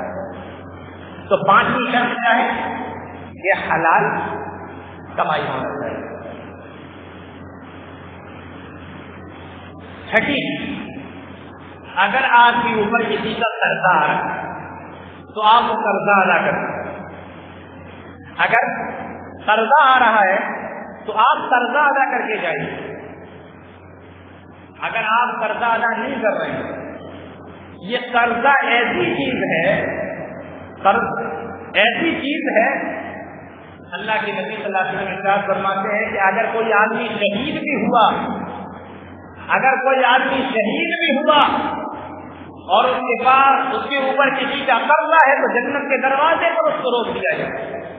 حدیثوں کے اندر آتا ہے اللہ کے نبی صلی اللہ علیہ وسلم کے پاس جب کوئی جنازہ آتا تھا تو پیارے نبی پوچھتے تھے اس کے اوپر کسی کا قرضہ تو نہیں ہے؟ قرض ہی نہیں بدلنا، تو آپ جا کر اس کا قرضہ ادا کیجیے۔ جس سے آپ نے قرضہ لیا ہے قرضہ دے دیں، اور اگر آپ نہیں دے پا رہے ہیں تو کم سے کم جا کر اس سے بات کر لیں کہ بھائی میرے پاس یہ اتنا روپیہ ہے، میں حج کرنے جانا چاہتا ہوں، انشاءاللہ حج کر کے جب واپس آؤں گا تو تمہارا قرضہ ادا کر دوں گا۔ اگر تم رک سکتے ہو تو رک جاؤ، اور اگر نہیں رک سکتے تو پہلے آپ اس کا پیسہ لے لو، اللہ جب مجھے طاقت دے گا تو میں حج کر لوں گا۔ اگر وہ کہہ دیتا ہے کہ نہیں مجھے کوئی پریشانی نہیں، آپ اپنا حج کر لیجیے، مجھے پیسہ بعد میں دے دیجیے گا، تو آپ جائیے، ورنہ پہلے اپنا قرضہ لے۔ یہاں کیا ہوتا ہے، لوگوں کے حقوق دبائے رہتے ہیں، قرضہ دبائے رہتے ہیں، چیزوں کے اوپر قبضہ کیے رہتے ہیں اور حج پہ حج کرنے جاتے رہتے ہیں۔ تو ایک شرط یہ بھی ہے جو چھٹی شرط ہے کہ قرضہ ادا کرنا، اور تعلیمی کی جو عام طور پر لوگ دھیان نہیں دیتے، لیکن ابھی کچھ دنوں سے میں دیکھ رہا ہوں الحمدللہ اس تعلق سے بڑی بیداری آئی ہے۔ حج کا طریقہ سیکھ کر جاؤ، حج کا طریقہ سیکھ کر جاؤ۔ لوگوں کو دعائیں یاد نہیں ہوتی، پہنچ جاتے، لوگوں کو حج کا طریقہ نہیں پتا، پہنچ جاتے۔ کنکری مارنا ہے تو کیسے مارنا ہے، پہلے دن کس کو مارنا ہے، بہت سارے لوگ پہلے دن تینوں کو مار رہے ہیں، تینوں شیطانوں کو کنکریاں، کتنے تو ایسے جھوٹے چپل مارنے لگے۔ یہ حج کا کام سمجھ ہوتا ہے، تو حج کا صحیح طریقہ سیکھ کر جاؤ۔ دعا یاد نہیں، اور کچھ لوگ اتنے فاسٹ ہوتے کہ جو دعائیں نبی سے ثابت نہیں ہوتی وہ بھی یاد کر لیتے ہیں۔ ایسے لوگ ہیں کہ نہیں؟ پیارے نبی سے ایک دعا ثابت ہے، ربنا آتنا فی الدنیا حسنہ وفی الآخرۃ حسنہ وقنا عذاب النار۔ آپ طواف کیا کرتے تھے، یہ دعا پڑھتے رہا کرتے تھے۔ اب لوگوں نے ہر طواف کے ہر چکر کی الگ الگ دعائیں بنا لی۔ وہ جتنے فاسٹ ہوتے ہیں تو صحیح سے حج کا طریقہ سیکھ کر جاؤ۔ آپ ترتیب کی رات میں اٹھے، آپ نے وضو بھی بنایا، نماز پڑھنا آپ کو آتا ہے، پہلے رکوع کر لیا، بعد میں آپ نیت مان کر کھڑے ہو گئے، یا پہلے آپ سجدے میں چلے گئے، بعد میں آپ رکوع کر رہے ہیں، نماز کا طریقہ آپ نے بدل دیا، ایسی نماز کس کام؟ تو نماز کا طریقہ جیسے نماز کو قبول کروانے کے لیے ضروری ہے، اور اگر ہمیں کوئی دعا یاد نہیں ہوتی تو ہم اپنے علماء سے پوچھتے ہیں، اپنے عالموں سے پوچھتے ہیں، ایسے ہی حج کا طریقہ ایک ایک طریقہ پوچھ کر جاؤ اور حج کا پورا طریقہ پوچھ کر جاؤ کہ 8 ذی الحجہ سے یوم الترویہ سے لے کر 13 ذی الحجہ تک ہمیں کیا کیا کرنا ہے، کیسے کرنا ہے، کتنا کرنا ہے، کب کرنا ہے، یہ تمام چیزیں پوچھ کر جاؤ، تب جا کے آپ کا صحیح ہو پائے گا۔ تو یہ شرطیں ہیں، ان چیزوں کا دھیان رکھنا چاہیے ہر حج، تب جا کے ان کا حج کیا ہوتا ہے، حج مبرور۔ الحج المبرور لیس لہ جزاء الا الجنہ، جنت کے علاوہ اس کا کوئی بدلہ نہیں۔ میں نے آپ لوگوں کا بہت ٹائم لے لیا، اتنی دیر تو میں خود نہیں بولنا چاہ رہا، میں تو سوچ کے آیا کہ کم بولوں گا، لیکن یہاں تو الحمدللہ اچھا خاصا ٹائم ہو گیا ہے۔ لیکن اب بات نکلی ہے نا، کہتے ہیں کہ بات نکلی ہے تو دور تک جائے گی، تو ابھی سوچا چیزیں بات میں چاہتا ہوں کہ حج کے تعلق سے وہ بات آپ سے کر لیں تو اس سے تھوڑا فائدہ ہوگا آپ کا بھی، ہمارا بھی، سننے والوں کا۔ پہلی چیز، یہ 7 چیزیں تو میں نے آپ کو بتا دی کہ حج کرنے جانے سے پہلے آپ کو کیا کرنا ہے۔ اب جب آپ وہاں پر حج کر رہے ہیں یا حج کر کے آ گئے ہیں، اب آپ کو کیا کرنا ہے۔ آپ نے حج کر لیا تو آپ نے اس حج سے کیا سیکھا، کیا سیکھا؟ جیسے نماز کے بارے میں آتا ہے، ان الصلاۃ تنہی عن الفحشاء والمنکر، بے شک نماز بے حیائی اور بری باتوں سے روکتی ہے۔ آپ نماز پڑھو گے، بے حیائی سے رکو گے، بری باتوں سے رکو گے، اور اگر کوئی نمازی بھی ہے، بے حیائی بھی کر رہا ہے، نمازی بھی ہے، بری باتیں بھی کر رہا ہے، تو گویا کہ اس کی نماز وہ نماز نہیں ہے، تو نماز اللہ رب العالمین پڑھنے کا حکم دے رہا ہے۔ اسی طریقے سے اگر کوئی حاجی ہے، حج کر چکا ہے لیکن وہ سارے کام کر رہا ہے جس کا حکم اللہ نے نہیں دیا، تو اس کا حج کیسا ہوگا۔ ایک حاجی کو سوچنا چاہیے ہمیں حج ہمیں کیا کیا سکھاتا ہے۔ حج جو ہے نا، سب سے پہلے ہمیں اللہ کی توحید سکھاتا ہے۔ کیسے؟ ہر حاجی 20 لاکھوں 30 لاکھوں جتنے بھی ہوں، ہر حاجی جب جاتا ہے تو کیا کہتا ہے، لبیک اللہم لبیک، میں حاضر ہوں اے اللہ، میں حاضر ہوں، لبیک لا شریک لک لبیک، اے اللہ میں حاضر ہوں، تیرے علاوہ کوئی بھی شریک نہیں، تیرے علاوہ کوئی بھی عبادت کے لائق نہیں۔ ان الحمد والنعمت والملک، بے شک تمام تعریفیں، تمام نعمتیں، تمام حکومتیں تیرے لیے ہیں، لا شریک لک، تیرا کوئی شریک نہیں، کوئی امداد نہیں۔ حج کے دوران تو اس نے یہ تلبیہ پکارا، اور جیسے ہی حج کر کے واپس آیا تو اللہ کو چھوڑ کر غیر اللہ کے سامنے چلا گیا، تو بتاؤ اس نے حج سے کیا سیکھا؟ کہاں توحید رہی؟ توحید تو ختم ہو گئی۔ حج کا پہلا سبق توحید، پہلا الفاظ لبیک اللہم لبیک لا شریک لک لبیک، تیرے علاوہ کوئی ہے ہی نہیں عبادت کے لائق، یہ حج نے سکھایا۔ اور حج سے جب واپس آیا تو ایئرپورٹ سے باہر نکل کر ابھی گھر نہیں گیا بلکہ کسی اور جگہ پہ اس نے اپنے سر کو جھکا دیا۔ توحید کہاں چلی گئی؟ اگر حج سے توحید نہ سیکھ سکا تو حج سے سکھا۔ تو یہ حج ہمیں سب سے پہلے کیا سکھاتا ہے؟ اللہ کی توحید، لبیک اللہم لبیک۔ میں اختصار کے ساتھ مختصر بتا رہا ہوں، بات ختم کر رہا ہوں۔ نمبر 2، یہ حج ہمیں کیا سکھاتا ہے؟ یہ حج ہمیں اتحاد سکھاتا ہے، آپس میں ایک ساتھ رہنا سکھاتا ہے۔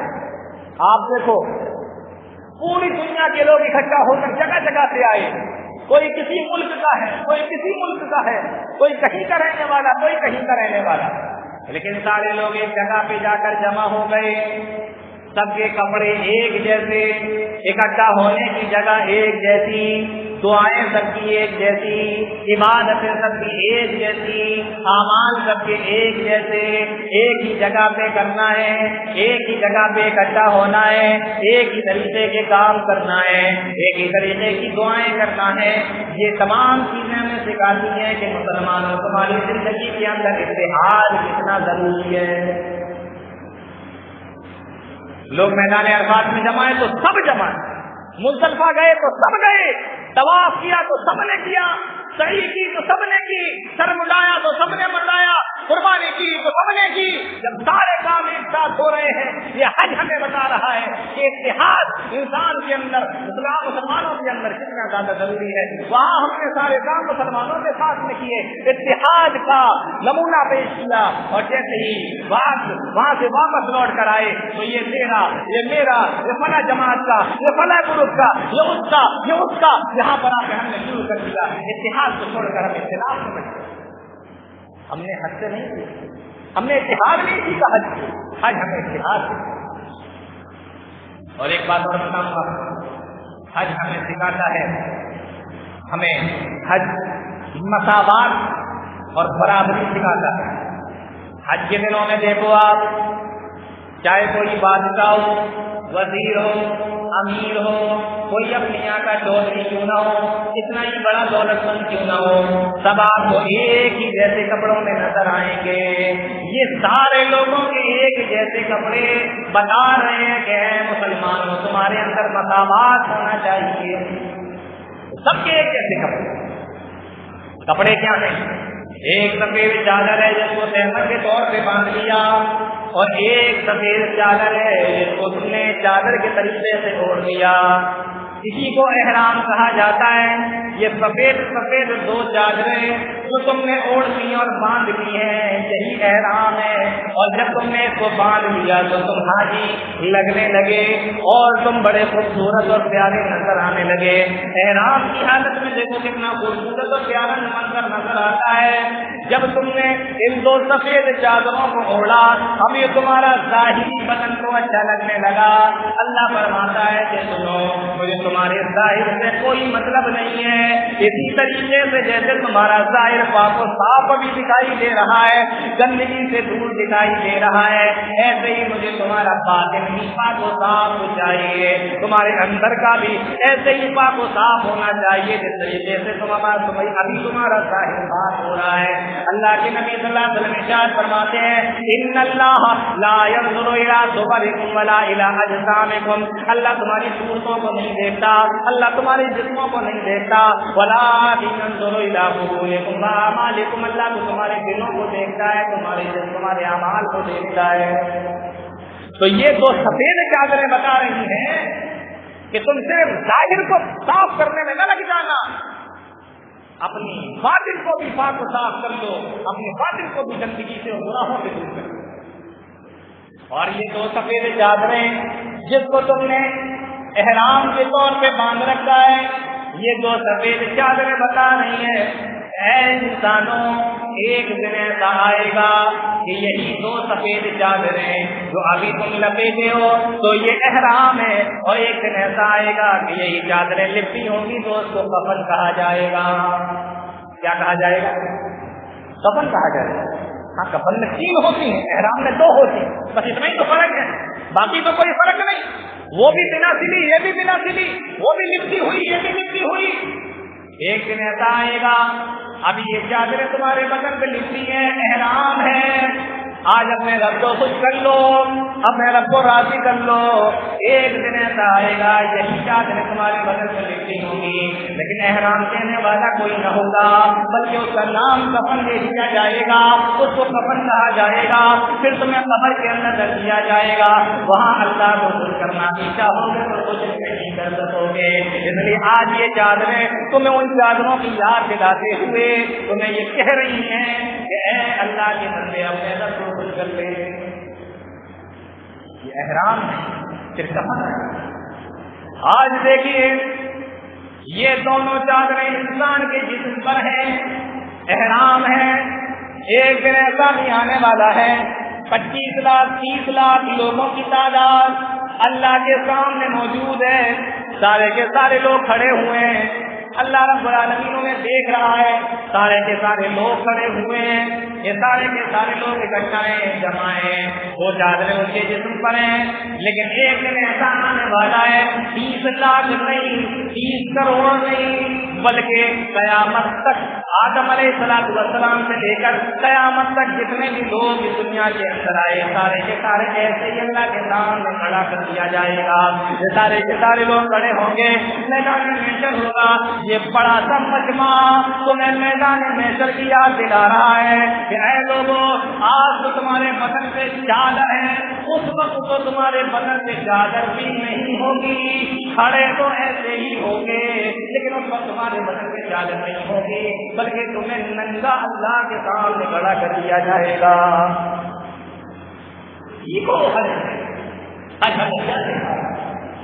یہ تمام چیزیں اگر لے کر لوٹے تب اس کو کہتے ہیں حج مبرور. جانے سے پہلے خیال رکھو, آنے کے بعد بھی خیال رکھو. یہ حج ہمیں سکھاتا ہے کہ ہمدردی کس کو کہتے ہیں, دوسرے کا خیال رکھنا کس کو کہتے ہیں. یہ حج ہمیں سکھاتا ہے. کوئی حاجی بھٹک گیا آپ نے اس کو راستہ بتایا. دن بھر میں 100 حاجی بھی اگر آ جائیں آپ کو برا نہیں لگے گا.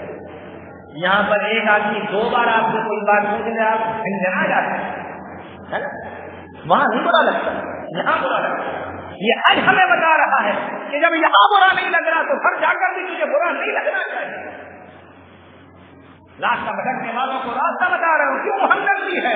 بھوکے کو کھانا کھلا رہے, حاجیوں کو کتنا کھانا بانٹا جاتا ہے بتائیں آپ لوگوں کو. حاجیوں کو کتنا کھانا بانٹا جاتا ہے, کتنا پانی بانٹا جاتا ہے وہاں پر. تو وہاں بانٹ رہے ہو, وہاں کھلا رہے ہو. اپنے ملکوں کے اندر جاؤ وہاں پر بھی کھلاؤ پلاؤ. حج ہمیں سکھا, حج ہمیں اخلاق حسنہ سکھا. کیا سکھا رہا ہے؟ اخلاق حسنہ. اخلاق کس کو کہتے ہیں؟ یہ حج ہمیں سکھاتا ہے. یہاں پر اگر کوئی آپ کو یہ ٹکر مار دے پھر آپ کیا کریں گے اس کا؟ آپ سوچیں گے اس کا قیمہ بنانا, اس کا بھرتا بنا دو, لڑ جاؤں. کوئی اگر گھور کے دیکھ لے آپ سوچیں گے کہ آنکھیں نکال لوں. یہ یہاں حال ہے. لیکن جب طواف کرتے ہیں بھیڑ ہوتی ہے, سعی کرتے ہیں بھیڑ ہوتی ہے, کنکری مارتے ہیں بھیڑ ہوتی ہے, میدان عرفات میں کھڑے ہوتے ہیں بھیڑ ہوتی ہے, گولی لگ رہی, دھکا لگ رہا, جھٹکا لگ رہا, سب کچھ لگتا ہے. لیکن مجال ہے کہ آپ کو کبھی غصہ بھی آ جائے, مجال ہے آپ اس سے سو کر کے بات کر لیں, مجال ہے کہ آپ اس سے جھگڑا کریں, مجال ہے کہ آپ اس سے گولیاں ماریں. نہیں, کیوں؟ اس لیے آپ کو پتا ہے کہ آپ حج کر جو اخلاق وہاں ملا وہی اخلاق لے کر اپنے ملک میں واپس آؤ, وہی اخلاق لے کر. لیکن ہوتا یہ ہے کہ حج کرنے جب گئے تھے تو کم گالیاں بکتے تھے, اب زیادہ گالیاں بکتے. حج کرنے جب گئے تھے تو سودی کاروبار کم کرتے تھے, آنے کے بعد زیادہ کر رہے ہیں. جب حج کرنے گئے تھے تو 2 دکانوں پر قبضہ کیے ہوئے تھے, ابھی 4 پر ہے. جب حج کرنے گئے تھے تو اپنے بہن بھائی اور دوسرے لوگوں کا حق نہیں مارا تھا, لوٹ کر آئے تو حق بھی مار. بتائیے یہ حج مبرور ہوگا ہمارا؟ قطعی نہیں, ہر اس لیے میرے خیال میں اپنی بات ختم کر رہا ہوں.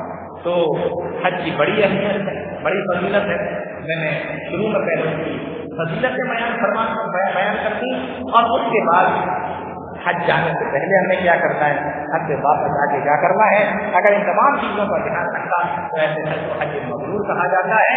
اور اسی کو اللہ نے فرمایا الحج المبرور ليس له مقام الا الجنہ, جنت کے علاوہ کچھ نہیں. اور حاجی جب واپس آتا ہے تو ایسا گناہوں سے پاک صاف ہو جاتا ہے جیسے اس کی ماں نے آج پیدا کیا ہو. ان جن باتوں کے ساتھ میں اپنی بات ختم کرتا ہوں. اللہ تعالیٰ ہم تمام لوگوں کو نیک عمل کی توفیق دے, قرآن حدیث کو سمجھنے کی کوشش کرنے کی توفیق عطا فرمائے. جو لوگ حج کر چکے ہیں اللہ ان کے حج کو قبول فرمائے, جو نہیں گئے ہیں اللہ ان کو حج کرنے کی توفیق عطا فرمائے. اللہ ان کو طاقت دے کہ وہ حج کر سکیں. اللہ رب العالمین ہمارا مہربان ہو. آمین بفضل یا رب العالمین. واخر دعوانا الحمد للہ رب العالمین. والسلام علیکم ورحمۃ اللہ وبرکاتہ.